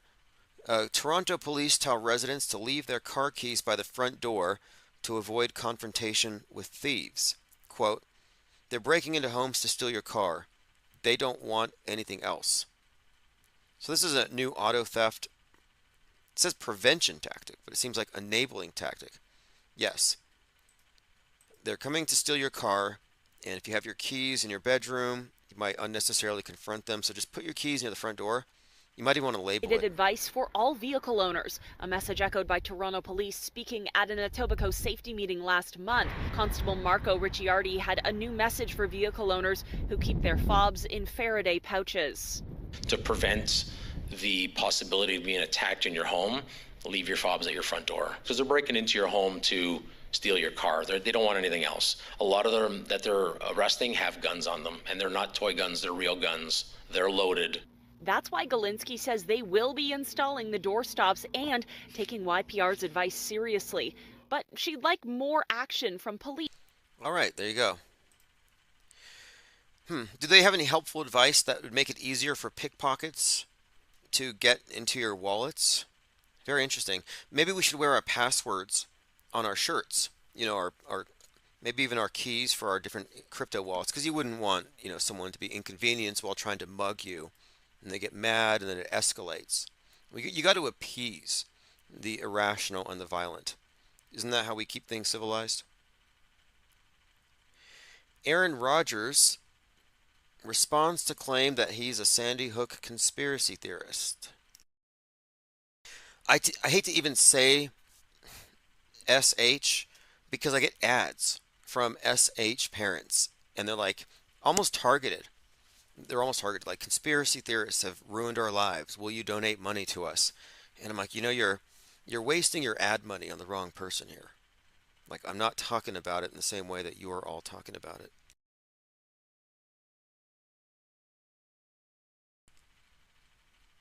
Dimitro 101 says, put all your valuables in a basket and leave it on the deck. Yeah, that's what I would do. I would just leave the keys in the ignition. All right, let's move on here. Look, I've dealt with this stuff. I mean, this is real. I've never seen a chemtrail, but somebody stole my catalytic converter. And then they came back and they tried to steal my car. And they actually try to hotwire it. But I have a club. I'm in the club. I have one of those wheel locks. And if someone steals my car, they will send me $2,000. Like, they're so confident that nobody can steal it now. But we've had issues with that here. And that is real. Like, I'm not a denialist. I do believe that there are, I know for a fact, that there are psychopaths, that there are unbalanced people who do represent a threat to us. But I do not feel threatened by any of the media constructed bad guys out there. I'm not worried about bowl cut shooters, for example. And if you subtract all of the things you're supposed to fear from nukes on down, you're not really left a lot of things to fear. And what's so bad about that? Is it that you're not in a state of readiness at all times? Do you need to be? I would say no. I think part of the purpose of the Psywar is to keep you cowed, to keep you on edge, to keep you in a defensive crouch, like being God-fearing. I was never God-fearing. I mean, as a kid, I thought the concept of God was scary, that he's reading my thoughts and all this stuff. And later, though, I started thinking, why should we fear God? Why should we live in a state of fear? And, I read that sermon, Sinners in the Hands of an Angry God, and you can see where people would arrive at this. Yeah, like, it's pretty terrifying from that perspective, but I was never really a God-fearing person. I feel like that's just a way for the church to get in your head and the pastor to make you think you're in the end times, so why invest in the future? Just give money to the church, etc. And they can keep this racket going on indefinitely, and they have. But then I think this may be the same tactic where the media wants you to be globe-fearing. You better recycle or globe's going to flood you. But if you don't believe in Gaia or climate change, they have alternative fears. So in all senses, you are always in a state of fear. It's about to go kinetic. It's about to end. The sky's about to fall. This is the worst time ever. It's about to go down any day now. FCC denies Starlink low Earth orbit bid for lower latency. So here it's already happening here. Space Wars. Elon Musk wants to launch more of his Starlink satellites in the same area where the space station is. Kind of close. It says here SpaceX may not deploy any satellites designed for operational altitudes below the ISS whose orbit can range as low as 370 kilometers. So far they have 6,000 out of 42,000 they want. What it says here, if you fill that region with tens of thousands of satellites, it'll put a bigger squeeze on them and compromise your ability to serve the space station. So Musk is about to block access to the space station. That's what they're worried about here. Now listen to this. There's a persistent stream of things coming down like old CubeSats and debris. It's a constant rain coming down. There's a constant rain of dead satellites. It says here, even if you're below the ISS would be within range of debris clouds for a collision at 350 kilometers. You would have a very violent collision, and that's what we're looking at here basically, is Musk is possibly going to get in the way of the ISS. So they can't let him put his stuff there. Aries 1 became a member. Blue Wrench Lodge, thank you for joining. And if you don't know the history of the Blue Wrench, when we started this conversation in 2016, 2017, the Infinite Plane Society chat room, I realized that this whole area of discourse was targeted by trolls and a lot of just people acting in bad faith who were just disruptors. And I thought, we're engaging in it's fun, but it's also kind of serious. We do have a point here. And we don't need distractions from the points that we're trying to reach. We're trying to get to some understanding. So we needed quality control. And I was too busy to moderate every troll, and I didn't want to constantly spend my time calling out trolls. So what I said was, here, everybody who's part of the IPS, who accepts the premise that everything is fake until proven real, that we can't trust the media at face value, etc., if you're on this level, have a blue wrench. You're a moderator. So we had a chat room full of moderators, hundreds, at one point, 400 wrenches in the room. And the rule was, anybody who comes, we have enough people. We don't need anybody else at this point. So if anyone shows up, ban them immediately. And if they really care, if they really want to be a part of this discussion, they can email me at infiniteplanesociety@gmail.com. I will pull them out of the dungeon and give them a wrench. So every new person would show up, get banned, get pulled out, and then be moderated. It became kind of a hazing or an initiation, but it was quality control. That's what created this think tank, because now we got rid of, and it wasn't about everybody agreeing, we just got rid of people who weren't there for constructive purposes. And it used to be highly disruptive. If you weren't there in the early days when the topic of NASA criticism really started blowing up, you couldn't have calm conversations. There were roving bands of trolls, and you don't see them anymore because they've been smashed into pulp by red wrenches. Many of them turned red, or blue wrenches turned red. We were basically at war with trolls for, how long was it? Like a couple years before eventually a lot of them joined us. A lot of the trolls began to see the point. Not all the way. I mean, some of them are still, clinging to certain things. Richie from Boston says that he's found proof straight from Noah. Now, he's not talking about Noah with the ark and the dove. He's talking about Noah with Arkstorm that uses a dove as a logo. NASA's Noah, the National Oceanic and Atmospheric Administration, who tell us that if we don't change our ways, globe's going to flood us. Oh, you can laugh. You can laugh at Noah, but you won't be laughing when the ark doors shut. So this is an example of an old, ancient, archaic myth repurposed and served to the cult of scientism, and they believe it. This is ironic. The people who don't believe in God, who laugh at your silly Noah's Ark myth, they laugh at the Speaker of the House, Mike Johnson, because he believes there were dinosaurs on the ark. Like, it's funny that he believes in the ark. It's funnier he believes there were dinosaurs on the ark. And if there were dinos on the ark, where are they today? They would have survived, right? Did they not procreate while they were at sea for 40 days? What did they do with their time? But what's funny is the people who laugh at that, oh, arcs are funny, God flooding us, oh, that's funny, that's Sunday school stuff. They believe in their new flood myth more than normal Christians believe in the ancient flood myth. Like they take this one literally. So you have the myth literalists in the myths of scientism laughing at the people who look at myths as myths. Like nobody really believes in Noah's Ark, like literally. But people believe in climate change literally. And I'm saying these are identical, they're interchangeable. One of them represents the progressive, new utopian view of the world, and the other is from the more traditional view based on the old school fake news. Commenter says, I have not seen any of the so-called elites. Maybe they all have gone. Well, you wouldn't know. Like, oh, George Soros, Elon Musk. Like, who are the elite? If when we talk about this group a lot, and maybe it's useful to point it out that we don't know. You can't point to any ethnicity, any country. All we can point to is the infrastructure of mass mind control, which would operate the same no matter who's in control. Could be Satan himself. He's the director of this thing. We're seeing everything through his viewfinder. Or it could just be a department of NASA that has central control over worldview.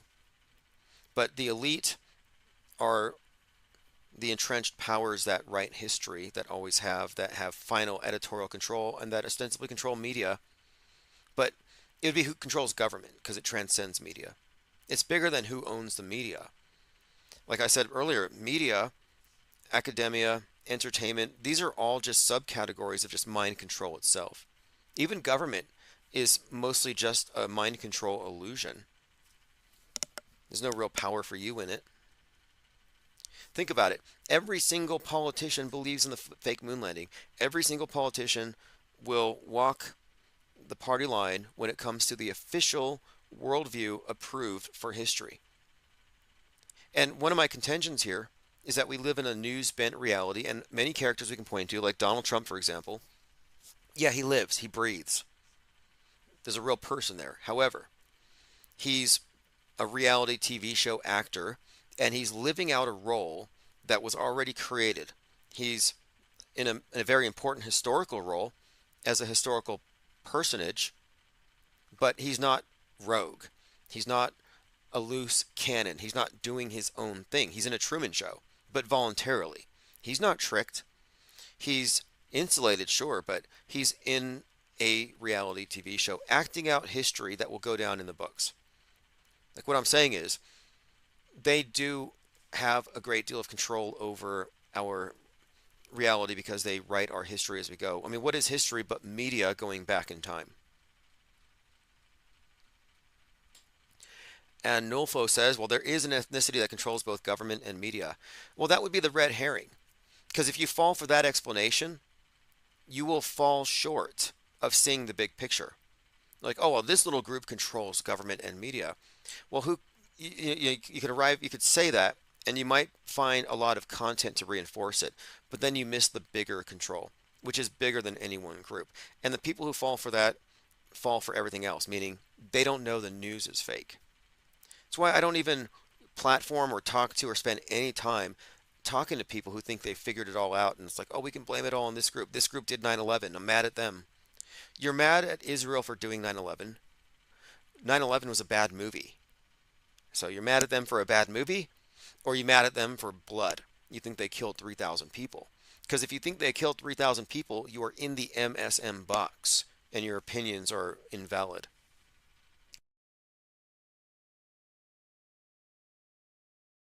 And still, I think what we're also not really clear on is we don't have enough information to arrive at that conclusion.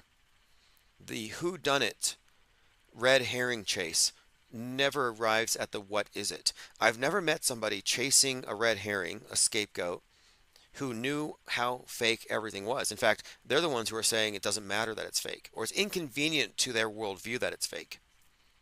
In fact, one of the most vocal opponents to what we do here has always come from the Nazi types, because they don't like me saying nobody died at fill in the blank. specifically 9/11. Because if you say that, then they can't be mad at their chosen scapegoat. They can't claim to be a victim. Anyway, back to Richie from Boston who has chemtrail lung. He says he's been sick for 5 days because of chemtrails. Not from the vape. Yeah, he vapes. He's a chronic vapor. I look at his Jeep. It's like, did somebody spray chemtrails in there? Nope, it's all his vape. But no, he's sick from the clouds, not from his vape pen. But he says, I got proof straight from NOAA, which is like saying I got proof straight from NASA. They control the weather exactly like we have been telling you for over a decade. So Richie from Boston has adopted what I call alt climate change. He's a chemtrail Greta. They control the weather. But again, this is a bifurcated war. He leans right, so he's not blaming capitalism or Republicans or fossil fuels. He's blaming secret government because right wing is anti-government. Left wing loves government. They hate the private sector. They hate capitalism. So left wing says they are screwing up the weather, but they blame, of course, capitalism, free market. All right, here it is. Elon Musk running an advertisement for the future Mars bases.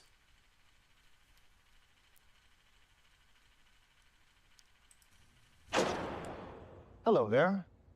I'm here to show you a wonderful place. A veritable Camelot of the nuclear age. Not made by God Almighty, but the working man. You can be a hero by purchasing a residence in a Vault-Tec vault today. Because if the worst should happen tomorrow, the world is going to need you to build a better day after.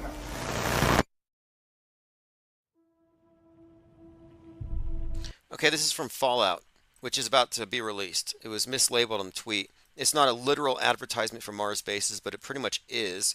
And Fallout takes place in, I believe, Vault number 33, interestingly. It says the end of the world is not what it used to be. Interesting. Again, Vault 33. It's not the same as Sublevel 33, where they keep Godzilla. But what is it with this Subterranean 33 thing? Brandon MDM says the old everything bagel. You know, I just watched Everything Everywhere All at Once. I've been having some strange synchronicities ever since I watched Griselda, and I was commenting on the scene where the character is reading Labyrinths by Jorge Borges, and he's got a scorpion on his hand and a watch, and he's talking about breaking the cycles of time. And I'd correlated this with the death card, the end of a cycle, and the cycle, the sickle, the circle being all correlated in this concept of linear time being habit more than a necessity, but only a habit for those who don't make conscious decisions to break the cycle, to diverge. And the book Labyrinths that the character was reading delves into this idea that the decisions that you make create an entirely new reality. Like, we're not in one reality that we're all just sharing, but that every choice is a different turn in this labyrinth. It's an interesting concept. So I'm talking about this, and then somebody said, you got to read this book, Reality Transurfing, which is this philosophical book on choices and probability and about intentionality and synchronicity. Things I've been kind of connecting here. I've been suggesting here that synchronicity itself suggests that we are in a cybernetic system, that we're like bats using echolocation, that our intentionality projected into the future, into the potential, has that whatever we're thinking about, if you have any kind of meaningful correlation or synchronistic event, you could consider that feedback in this sense. So I've been discussing these things, and someone says, you got to watch Everything Everywhere All at Once, which I did, and it's a crazy movie, but it lives up to its title. But it really delves into this idea of the choices that we make and the splintering of reality, but it suggests these different realities all exist concurrently. And this is kind of what I've been arriving at lately. I've been saying that I don't believe in the universe in the sense that it's described to us. Like we have the rear view, mirror view of it, and then we have our future concepts of what it could be.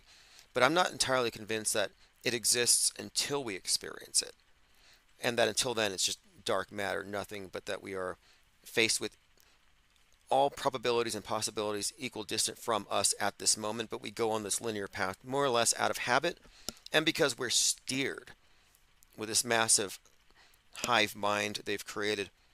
But we've been discussing these things and synchronicity and how it all does tie in to the elite's symbolic system and how their main deity seems to be Saturn, the god of, time and constriction and judgment. We're talking about time and the material realm, so time and space. And synchronicity is all about being in the right place at the right time, which has to do with your own decisions and choices and how things unfold. But anyway, I watched that movie last night. I would recommend it, sure. I mean, I had to watch it in like 3 different sittings. It's pretty intense. It's actually quite funny. It's absurd, but it's profound as well. Mango Penguin says, great movie. Well, here's another point about it, though, because I mentioned when I was talking about this last week, I mentioned the movie Free Guy about NPCs in a simulation. And the free guy begins to wake up when he begins to make choices, even meaningless choices. Like instead of wearing this suit, he's going to wear this one that looks the exact same, but it's further down the closet. Instead of turning left, he's going to turn right. So he starts breaking his pattern. And the more he breaks his pattern and exercises will, intentionality, the more reality opens up to him. And he enters into a reality quite unlike his programmed one. Like the Truman Show, breaking out of the Truman Show. Well, what was the prison there? It wasn't physical bars, it was habit. Habitually going along with the program, listening to the lies, not going outside of that echo chamber. So Free Guy was about exercising free will to break free of this false paradigm. Truman Show was the same thing. The false man became a Truman. And in the movie Everything, Everywhere, All at Once, in order to access improbabilities, the characters would have to do really strange things, like absurd things. To get out of a tight situation, one had to give herself 4 paper cuts because the probability of getting 4 paper cuts is just so minute that it opened up this access point to access this other timeline. And that sounds absurd, but it's really no different than sorcery, magic, lucky charms, crossing the fingers, all these irrational things. And in the movie, they make the point about the less sense it makes, the better. And it's because you're breaking from the conscious mind, the left brain stranglehold over reality and accessing not the solar of the conscious mind, but the lunar side, the unconscious, the lunacy. And this is all part of alchemy anyway, the worldview of having the solar and the lunar, the 2 aspects of the mind, and how in order to do magic, one has to delve into the dark. So this movie had some correlation, I think, between basic concepts of probability manipulation through what we would call magic, sorcery. Fascinating stuff. Dewis in Paris says, we'll have to watch that movie, my kind of thing. Yeah, it's really incredible. It really is. I was really I mean, look, it has some parts in there I couldn't even describe to you without sounding insane, but it definitely follows the title very well. Isabel N says synchros are an extraordinary to get your attention. Dwayne Garrett says chaos magic in a sense.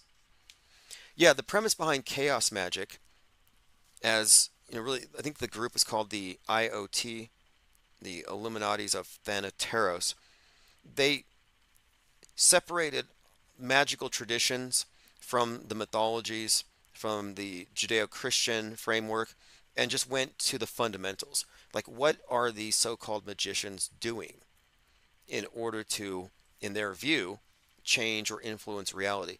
And when you break it down to the fundamentals, the techniques, it seems like everything has to do with, according to the theories behind chaos magic, distracting what it calls the psychic sensor. Your sense of things as they are, your worldview that's more or less cemented, the way you see things out of habit, and how do you break that? And it suggests you break that through what you would consider to be ritual or other means. Sigil magic, for example, all presupposes that you can send a message to your higher self that isn't bound by time space, that can give you access to these improbable realities. But the only way to get that message in is to bypass this filter that maintains order. So to access the chaos, how do you bypass it? And there's a whole list of techniques or practices from, like yoga, meditation, but most of these involve altering one's consciousness.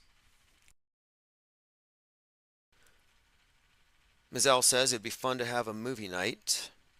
Yeah, I always thought it'd be. We used to actually do that. We used to watch a few movies, but it's very useful to watch these movies critically and see what you can extract from them. Like, I happen to enjoy the propaganda. Knowing what it is, it doesn't detract from my enjoyment of it from the level of aesthetics. I mean, these actors are good, the art is good, the music, it's all really good, but it's all just obviously it has a higher purpose, or whatever you want to call it, an ulterior purpose. Thirst super chat $9.99. Appreciate that very much. Thank you for keeping the gas in the tank. Duis in Paris says ties into the concept of us being given their mind. Maybe the left side of our brain is there, used to co-opt our creative right brain.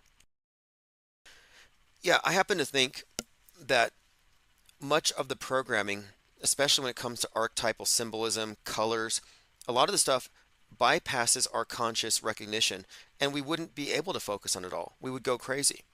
Like the Truman Show, when I watched that, it was kind of a paradigm shift for me, because I realized that there's a layer of meaning to movies that you couldn't possibly expect the general ticket buyer to pick up on.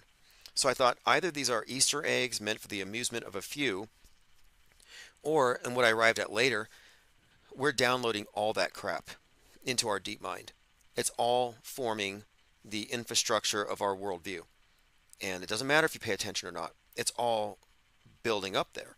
And what I mean is, if your subconscious isn't separating real from fake, now you have scenarios in your head. Falling buildings, falling planes, infected people running around, and you have to hide in your homes. So you fill up your imagination with this without your conscious mind even recognizing what you're absorbing through repetition. And then later, they frame something in the news in a certain way that accesses memories in that same filing cabinet that bring back the same emotions, that the imagery corresponds. So I kind of think that we're always being programmed.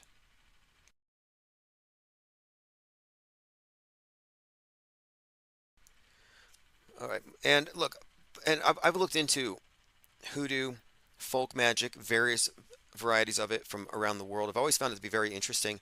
Superstition has always been interesting to me, what they call superstition.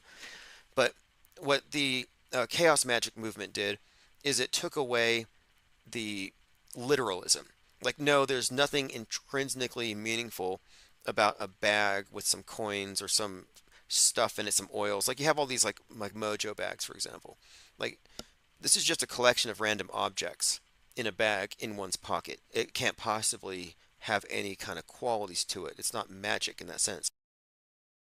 But the idea here is that by having these symbolic objects put together in a certain context by someone that you believe has some kind of power, tricks your conscious mind that knows better into temporarily becoming superstitious. In fact, I've heard this referred to as the suspension of, I think it's the suspension of disbelief. So the suspension of disbelief is a prerequisite for believing in things that are, or rather for bypassing your conscious mind's stranglehold over reality and allowing your subconscious to have some kind of perspective, whether this manifests as intuition or your attention being drawn to things in a synchronistic way that leads you to certain choices. But we're talking about accessing realities that aren't immediately visible to you at your level of conscious awareness. That's really just your awareness is derived from your senses, your terrestrial survival, but your intuition has more insights, according to this concept of magic, but that you can't access that unless you can somehow defeat your ego. Brandon says, when faced with a paradox, one should get paradoxical. Dwayne Garrett says, constant programming. You either program yourself or allow other people to. Yeah, that's absolutely the case, that the programming is by default. Next comment says, I don't watch their movies. They are violent, dystopian, and very depressing. That's absolutely the case as well. And it's not just in the movies, it's in the music. I look back at music I used to listen to, and you might like the music because of the sound. Maybe you like heavy guitar and drums and all this stuff, and you listen to it and you go back and you're like, well, what was I actually hearing in my head? What was being repeated? And I'm like, wow, this is just like CNN with guitars and drums and snares and scarier aesthetics, but they're just talking about the world ending, man deserves it. A lot of repetition there. And when you see the news, then, like, let's say you're not a news consumer, but you get your entertainment, your media from other sources, and then you watch the news and you're like, oh, look, the sky's falling. And you're like, yeah, just life is imitating art. Art imitates life. But I don't really feel like it influences me. I'm too optimistic. I don't believe necessarily that even the worst projections they give us are going to manifest as such, even though we may internally accept it. I mean, I go outside, I enjoy the skies. I think it's beautiful. I like the long plumes of ice, the condensed ice, the condensation, the contrails. But then others go out and they want to mask up and put on PPE and wear an umbrella and start carrying a sign saying the end is near, genocide, they're poisoning us, we're all going to die. I'm like, well, look, we're experiencing the same skies, but you're having a stress attack. I'm feeling aesthetic arrest. Like, psychosomatically, you're killing yourself. You're giving yourself chemtrail lung.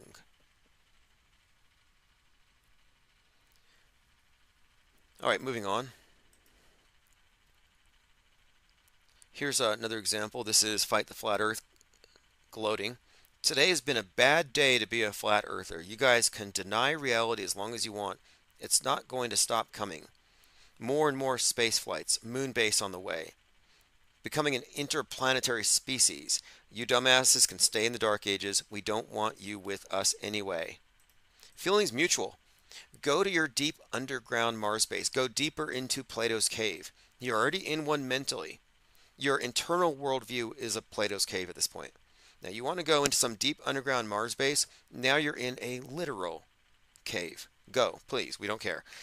This is so ironic, the lack of insight here. I'm not denying reality. I'm not saying reality doesn't exist or it's not as I perceive it. I am rejecting augmentations. I'm rejecting their hyperstitional reality. Yeah, it's confirmed by everything you see in the media, but for me, from my perspective, it's flat and stationary unless I consult your magic screens, unless I listen to your priesthood. So I'm not in denial. You are augmenting your reality because you cannot see any curve. You cannot feel the earth moving. Everything you claim to know is coming through that filter. So I'm not a reality denialist. I'm just not a reality augmenter. And they don't really have a position to be saying that we are somehow lacking or deficit or somehow in any way missing anything. Like, they're adding to the picture here. Eventually, though, something's going to happen. They're going to have to provide a very convincing moon base. And if they do, let's say they have a moon base by next year, it's going to be the same. It's going to be like with the ISS. It's going to be terrible special effects. It's going to be those of us on the ground calling it fake, and they're going to say it's real. They're not going to improve their special effects. Dwayne Garrett says moon base will never happen. Well, chances are, if it does happen, it will be beneath the surface. Same with the Mars bases. They have to terraform first. They're not going to be bouncing around on the surface. And they may actually do robots to space first. I mean, drones, cyborgs. Why would they send real people? They will come up with some reason to not. All right, moving on. We talked about the subway event. Is it fake? Is it real?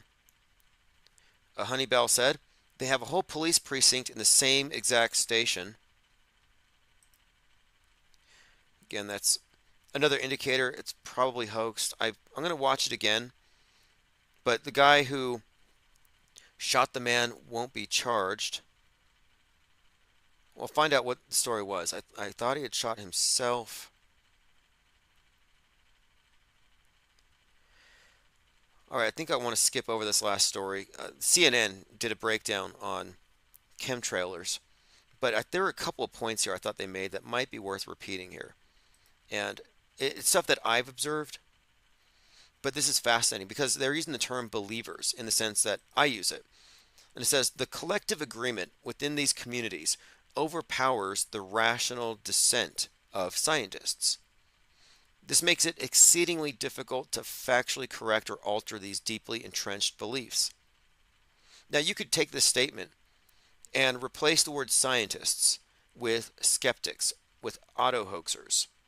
The collective agreement within these communities, will say the communities of moon believers or moon landing believers, all these people who believe in outer space, for example, their collective agreement overpowers all rational dissent. Same for every other issue. The collective agreement is really the dominant factor here. It's a belief-based worldview, and the hive mind nature of it can't be understated. We all lived through 2020. Commenter says, we don't know who they are. Maybe they are us and we are creating them. I try to stick to, right now we're dealing with a propaganda war and a universal media and a universal government, which is the universal religion. Beyond that, it's interesting to try to determine who's behind it all, but the common threads: Mystery Babylon, the Earth God motif, the obelisk to rocket, the concept of the cycles of life and death, the descent into matter and transcendence. There's a story here. Who's behind it 100%? I don't know, but that's something I'm comfortable saying.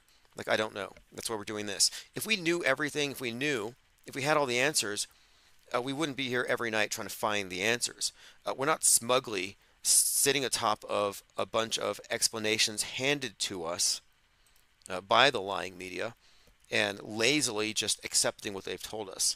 No, we're actually doing the work of questioning, suspending judgment, and taking responsibility for those questions and finding the answers and recognizing the boundaries between knowledge and belief, and not claiming to know things that we can merely conjecture about. Like, this is really the most honest place in the world right now, if you ask me. Because the other people who know what we know are part of the lie world order's infrastructure. The people on this side of the screen are the deceivers, the operatives, at various levels of awareness, but they're all doing so in bad faith for the purposes of manipulation and mind control. And here we are, for the purposes of, I guess, education. We are trying to inform ourselves. We are in, good faith using the same information, but we're not gatekeeping it. We're not obscuring it. We're trying to elucidate. So yeah, this is the most honest place on the internet. Way more honest than Trutherville. Isabel Ann says, I can see it being very easy to run a NYC subway psyop. They block off entrances all the time. Well, a couple of years ago, when the prophet of doom, Frank James, shot up the subway with 33 rounds, there were no cameras on that cart. Like, how does that happen? No cameras? It wasn't recorded?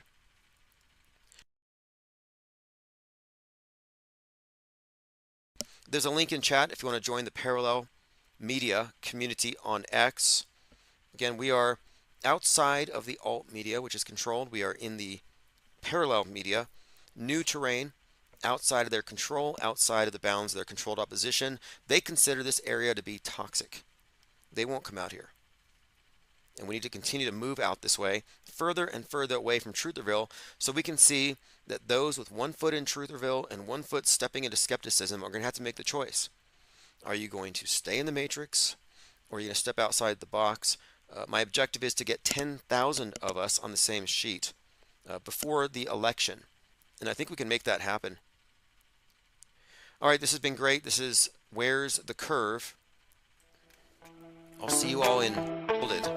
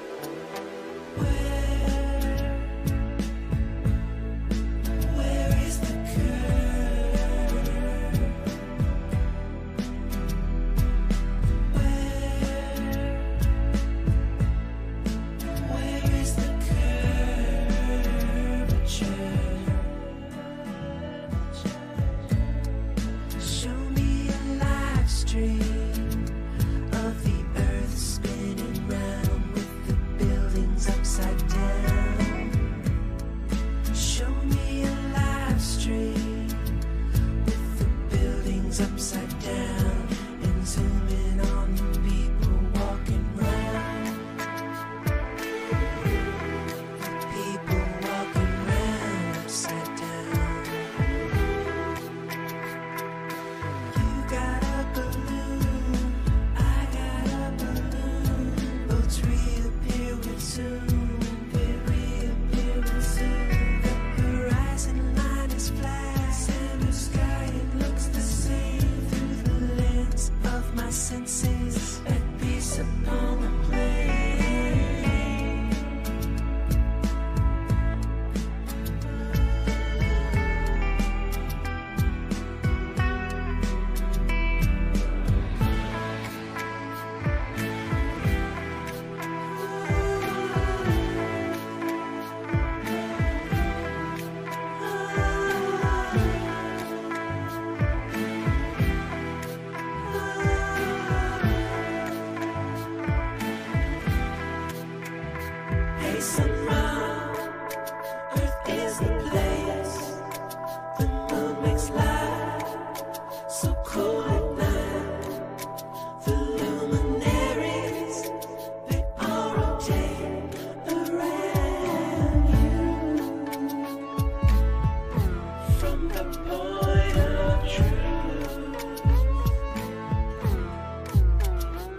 They're afraid the sky is falling. Speak penguin or die. Time to hijack mass media narration, inject the real into all their creation. Go full rap pill and don't max it. Auto hooks for life, it's an act shit. Keep your constant black wash and mandoozle blah blah for your fucking self.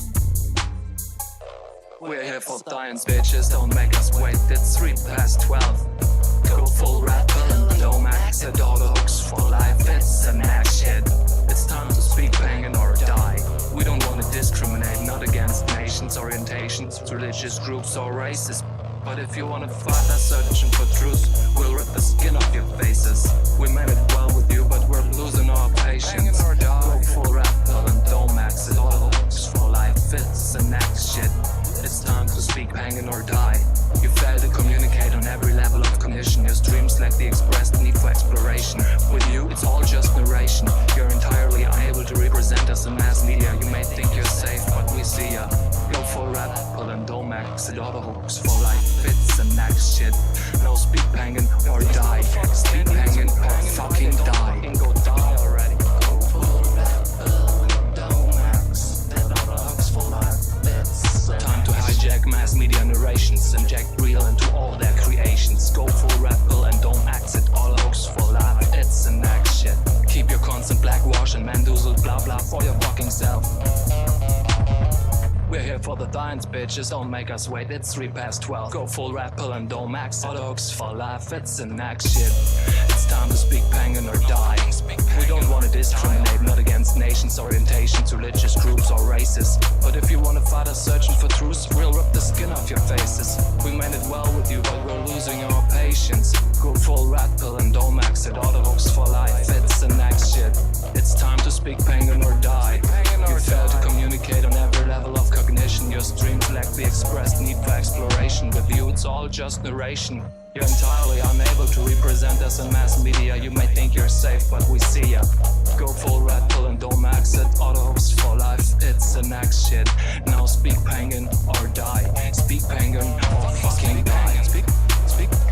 They're afraid that the sky is falling. Speak. Go full red pill and don't max it. Auto host for life, it's the next or die.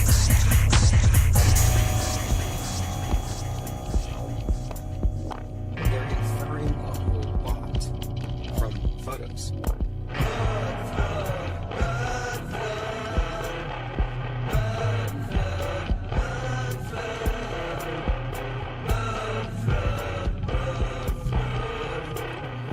Okay, we are live here Friday night, November the 17th, 2023. You're hearing One-Eyed Jack and the Shells, Mud Flood, which I felt was appropriate for the title of tonight's live stream, The Liquefaction of Reality. Text alerts just went out, so we'll expect people to start pouring in. The raft is swelling, and again, we limit it 33 per raft and then just form separate rafts, and then we'll link them up. All right, joined by Diana South there in D Live, Mom with Sons, Peace Circle 360, 737, and Osher. Okay, we have YouTubers, Twitchers, and D-Livers who are unwittingly supporting the Chicoms. I mean, none of these platforms are innocent. None of them. Okay, now let's get into a few things. One of the things that I came across today was this article suggesting, okay, everyone here knows that if you listen to Infinite Plane Radio, that you have been inoculated. This is mind war inoculation. Inoculated against mind viruses because you're no longer a receptacle for ideas in such a passive way where you just believe what you see. You've moved past CSE, as we call it here. You don't have a compromised mental immune system, which we term here mind aids. Now, I've described it in this way because if you don't have critical thinking at the outset with the face value presentation of the media presentations, if you assume them not to be lying at a fundamental level, that's a starting point that can only lead to their conclusions they put out there in advance. These are pre-existing narrative structures for our news-bent reality. But now, check this out. This is something that I think corresponds perfectly with what we've been talking about. A couple of things. It has to do with this new organization, and I heard them on the podcast, is a Daily Beast podcast. And in this podcast, they were interviewing the person behind what's called the Mental Immunity Project. I'm like, oh, what is this about? These days, we're bombarded by viral messages, information designed to infect minds, manipulate emotions, and spread to others. How do we keep, quote, infectious information from warping our thinking? By cultivating MI. Now, MI is mental immunity. So here's this company out here, this organization, that is making it their effort to immunize the public against mind viruses. Now, obviously, this is not in the interests of the mass media or the governments for the people to have a mental immune system. That is not in their interests at all. But they want them to automatically accept from the appropriate sources, which is what they've done anyway. But this is just an attempt to convince people that, hey, look, free speech absolutism has been an unmitigated disaster. Look at X. I think we need this. We don't need these ideas spreading. And that's how they describe it. They describe these things like what, infectious information. You see how they play with words, they get you to accept a premise, and then they change the very subject, but the people respond to it in the same way. Welcome to the Mental Immunity Project. These days, we're bombarded by viral messages and ideas designed to infect minds. Now, let me go ahead and play this clip. But when I heard them say infectious information, I thought, okay, this is beyond parody. Catching up on your comments. Okay, let's see here. Again, I'll put a link if you want to listen to this video. Everything that I post is on minds.com/Infinite Plane Society. For some reason, YouTube being what it is, they block you from watching videos if you don't log in. And if I log in, it'll lock me out because I've been banned on that account. But we don't need to listen to the whole thing. I just want to point out here that here's an organization promoting the idea And look, they were featured on The Young Turks, The Joe Rogan Experience, Psychology Today, NPR. What is mental immunity? Before we knew about germs, our ancestors lived in constant fear of infectious diseases. For a long time, it seemed like an unavoidable part of the human condition. Then we learned about germs and we learned how to control their spread.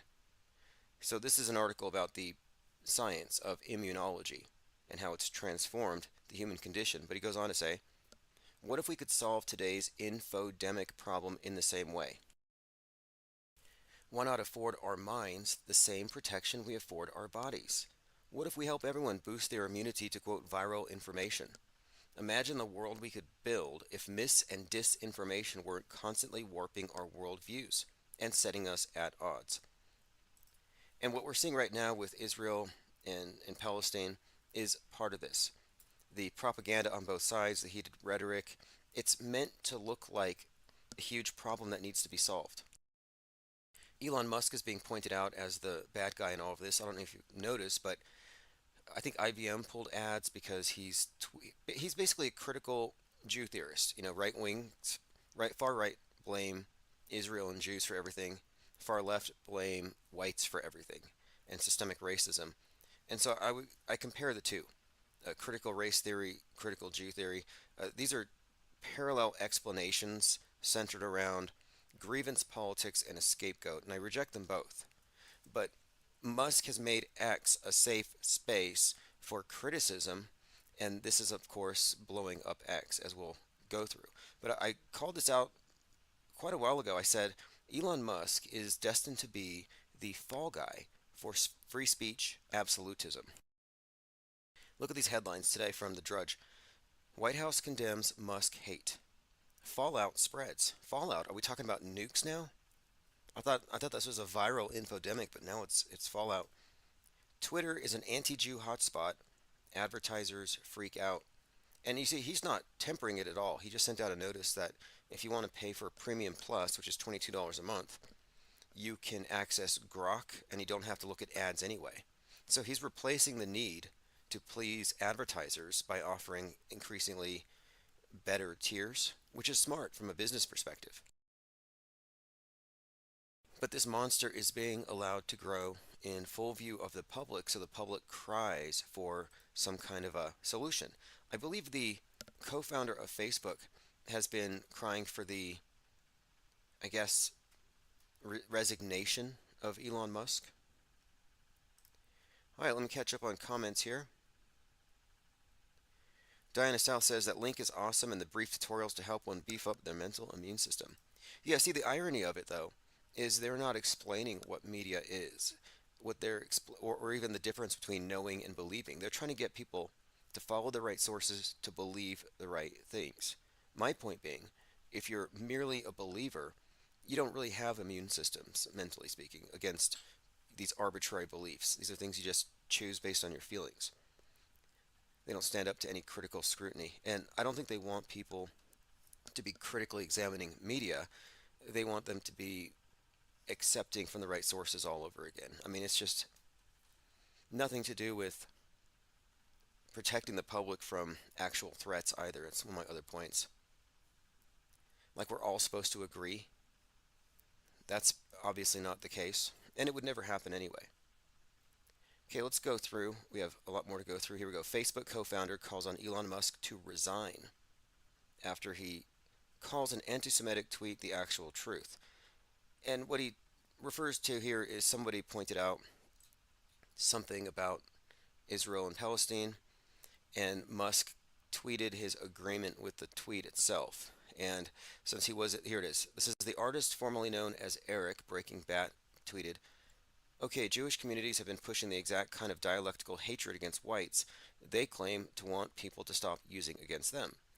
I'm deeply disinterested in giving the tiniest esh now about Western Jewish populations coming to the, and Musk says, you have said the actual truth. And this is what I mean. This is true. The dialectical hatred against whites is what what we call critical race theory. But what Musk is facilitating and what X is really being I guess, a breeding ground for is the opposite, what I call critical Jew theory. I think they're equally invalid, by the way. And again, both of these are worldviews based on the idea that you're oppressed and that you can blame a scapegoat. It's really for weak-minded people who can't think for themselves and need to join the winning team. It's pretty bad, but let's move on. Okay, here we go. This is where we were talking about the liquefaction of reality. For some time, I've been describing the age of Aquarius as the flood of information, brave new world style. So much information that the truth no longer matters. It can't be relevant. We're in the sea of irrelevance. That's why we have the image on the screen of the penguins in a raft. The raft symbolizes a network of people who aren't lost in the sea of irrelevance. But now check this out. This is from an article about cybersecurity operative named Applebaum. The article is from Yahoo News. Trump allies orchestrate disinformation plot. So Applebaum has some spyware patents, and he's worked for governments. And he said, quote, Flynn and others are liquefying reality, a term rooted in counterintelligence operations. So for a few weeks, I've been focusing on the cult that worships JFK as Jesus, who they now say is literally Donald Trump, that Donald Trump is JFK in a suit and he's Jesus. And it gets so mind-boggling how these people think, how reality is fluid for them. And I've been saying reality is fluid. We live in a very reality fluid time, and it's not just the Mandela effect. In fact, I pointed this out because I said since reality is fluid, the Mandela effects don't really hit as hard, which is why it's not gaining any traction. But we're talking here about a deliberate strategy to soak, to flood, to just saturate the minds of the critical thinkers with so much garbage that they can't come to any rational conclusions. And then you have these artificial consensuses built by bots, which make it look like, oh yeah, a lot of people are expecting JFK to come back on a flying saucer. Like, that is the obvious result of a concerted effort to liquefy the reality of these individuals. And it's worked. I've been calling it mentanol. Like that's what's the real problem here. It's the mentanol flood. Now, again, he goes on to say, this is Applebaum. This is an article, again, from Yahoo. Trump allies orchestrate disinformation plot.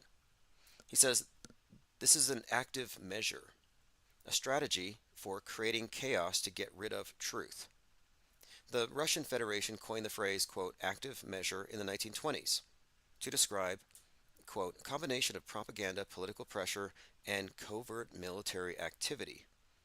You need to let go of the concept of disinformation and switch to the concept of active measures.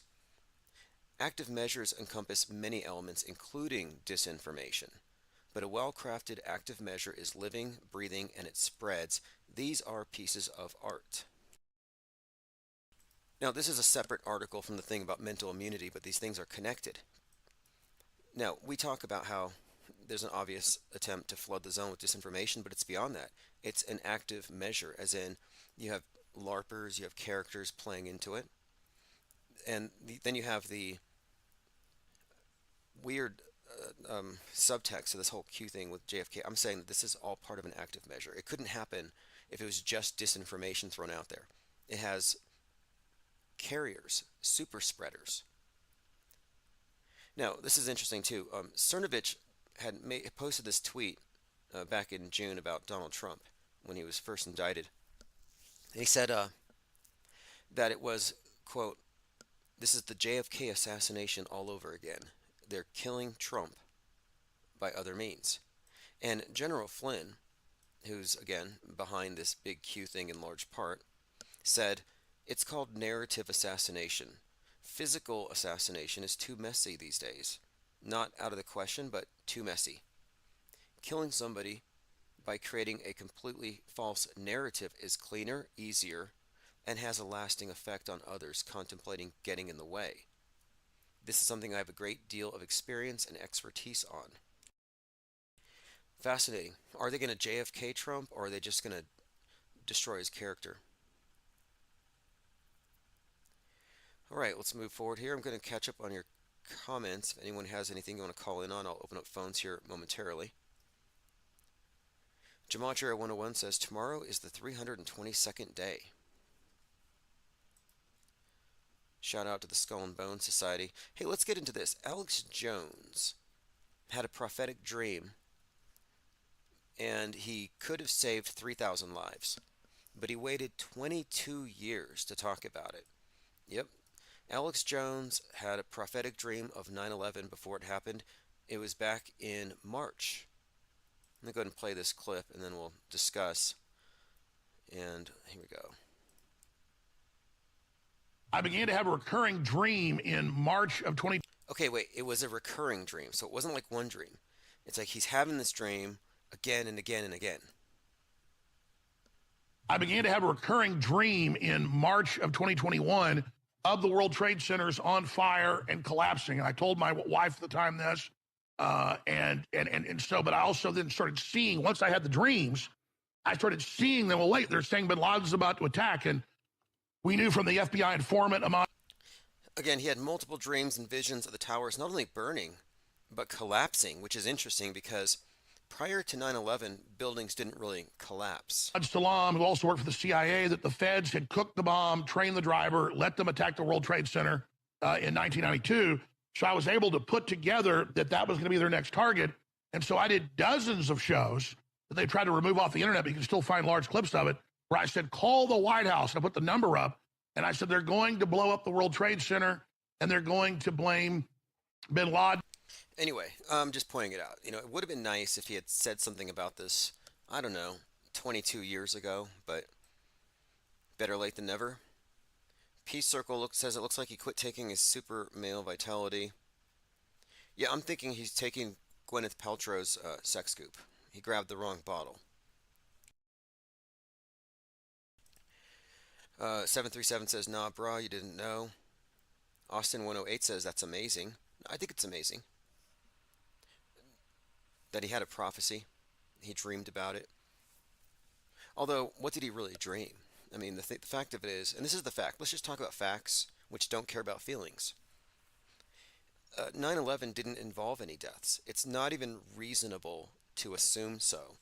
And the people who still cling to whatever deaths they might be able to cast doubt upon are still having to provide an explanation for how at least 2/3 of it is an easily provable media hoax. I mean, all of it is, but some people have a hard time letting go of the fact that we have been propagandized in a psychological warfare operation, and it's an ongoing one. 9/11 was not something in isolation. And, we can agree to disagree. You can say, well, I believe this was done by, I guess at the time it would have been Islamic space lasers, direct energy weapons, or the Skull and Bone Society used a tactical nuke. You have all these other explanations, and people believe it happened. But what I'm saying is that the facts don't support that. And you're entitled to your own opinions, but not facts. So factually speaking, you would be wrong if you were still maintaining people actually died. And I think we're at the point where we can break away from those demographics of media consumers who are still brainwashed into not understanding what the true role of the media actually is. And that was the big tell for 9/11. And you can't let that go as your starting point. We have this group called Mental Immunity Project, and their whole premise here is based on protecting the public from what they call misinformation. But what they will never confront is that the media is not an objective source. If you think the mass media gives you a window to the world so you could know things happening at a distance, you're wrong. It was and always has been a filter. It was never not a filter. And even the people on there who weren't part of the active measure or part of the psychological operations, insofar as they're teleprompter readers and scripted, they're a part of the big lie world order system. It's actually too big for anybody to see outside of. I think the only reason we got any glimpses at all is because of a few bad actors, crisis actors specifically. The truth wasn't even discernible after 9/11 for many years. You were left with space lasers or nukes or skull and bones, or you were left with a myriad of conspiracy rabbit trails and red herrings, but none of them led to the essential truth. It wasn't even knowable unless you were on the inside. So we can never discount the significance of what we actually know when it comes to mass media methodology and what it truly is. Okay, let's continue. G33 says controlled opposition breadcrumbs. Yes, and the breadcrumbs always lead one place. They curve, like news benders, they curve back onto the political horseshoe. And the political horseshoe steers you back into being world stage centric. We says it's not reasonable to say no one was injured in 9/11. Well, actually, it is reasonable because, and if somebody was injured, it wouldn't be reasonable to say it was in any way intentional. Like somebody might have tripped and fell, but it's not even, it would be non sequitur to even bring that up as any kind of refutation into the breakdown of 9/11 pro-offered from this perspective. You wouldn't be able to make that case. You could say maybe somebody tripped and fell, but I'm saying it's non sequitur. Like when they make movies, you have a lot of people involved. Surely somebody's going to trip and fall. Somebody's going to have a sick day. But I'm saying that injuries and death are not an intrinsic part of propaganda films. They're just not. They don't kill people in psyops. They don't kill people in simulated news events. There's no reason to. And the only argument people have left, the death clingers, is an argument from an appeal to their motive. Like, oh, they're so bad, why wouldn't they kill people? And that's not an argument. But the burden of proof is on the mass media to prove the deaths and anybody who supports the mass media claims. So this is one other point. You're not skeptical if your skepticism is in defense of the MSM version of events. Like if you look at the mainstream media version and somebody says they're lying, it's not skeptical to just question the ones calling them liars. Your skepticism has to begin with what they showed you on the screen.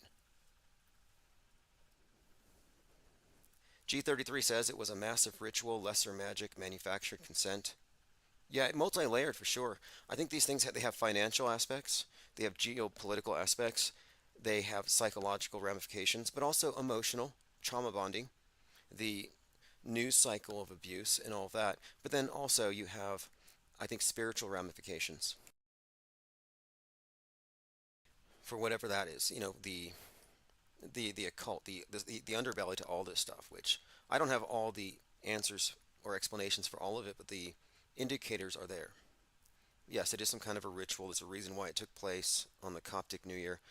And there's a lot of things that, if you look around, you can see that, we are inundated with rituals that we are outsiders to. I mean, I only found out a couple years ago that New Year's Eve corresponds to the peak of Sirius, which then begins to fall after the midnight hour of New Year's. So it's like the ball drop. You're counting down for the new year. Well, that's Sirius falling, and Sirius is the primary star that the occultists worship, and the Freemasons have a big pentagram in their temples. That it's a reference to this blazing star. Okay, let's see here. I want to read through some comments. We had this video I uploaded it about a week ago called "Can You Spot the Plane? Endeavor's External Tank Falls Away." And I think most of you have seen this, but I'm going to put it up on the screen. And basically, you're supposed to believe, and I think this is purely an optical illusion, you're supposed to believe that you're seeing the perspective from inside of a space shuttle of an external tank falling to the ocean. And I'm saying this is very clever because the fact of it is, and this is given away in a couple of areas, that you're not looking at the Earth from high up above, from 150 miles up with the clouds and then the ocean below. No, you're actually on the ground in the space shuttle, but it's not moving. And you're filming the sky. And that external tank, quote, falling, no, it's a blimp, and it's going up. And at the very end of this video, you see some kind of, maybe it's a blimp recovery jet. You literally see a jet in the same frame as this tank, and as soon as the plane shows up in the same frame, and I'm circling it with the mouse, the quote astronaut moves the camera out of view. And that's literally a plane. Now, this is from NASA's own video, and it's an optical illusion, and this is how they used to fake space. This is one of their tricks. Filming the sky with a curved lens gives you the same effect. The other day, I took a picture of the sky against a traffic light, and it looked like a ball Earth when I flipped it upside down. Anyway, I got a lot of comments on this video. Let's see what we have here. Benton says, shouldn't it be burning up and hurling towards the Earth? Let's see. Jungle Surfer says, too funny. They Lie We See says, where are the land masses? Exactly, there's no land masses. Seems awfully slow for terminal velocity. This guy says, who's taking the video? I question how he can keep it focused at that speed. This is back when they used handheld cameras, which they don't use anymore. Yes, it's supposed to be falling, but it's actually going up. It is a blimp. I mean, this is a clever optical illusion. It's a magic trick. Cognitive dissonance running deep in these comments. We did have one person trying to defend it. Most people accurately called it a blimp. There was one person here, though, who said the external tank and orbiter are moving at the same speed. The tank will burn up when it hits dense enough atmosphere. Right. You mean where the airplane just came in? Like, this thing is floating above, and if you watch the whole video, one of the things that gives it away is it's a handheld camera seated inside of the cockpit of the space shuttle. And when it starts moving at the very beginning and you look up, if you can clearly see, it almost looks like a kite at first. You're looking up at the sky. I'm sorry, it's a clever illusion, but they've transitioned from this to pure computer-generated simulated environments. Salty Siren says, went to the Veterans Day program at my daughter's school because she's in honors choir.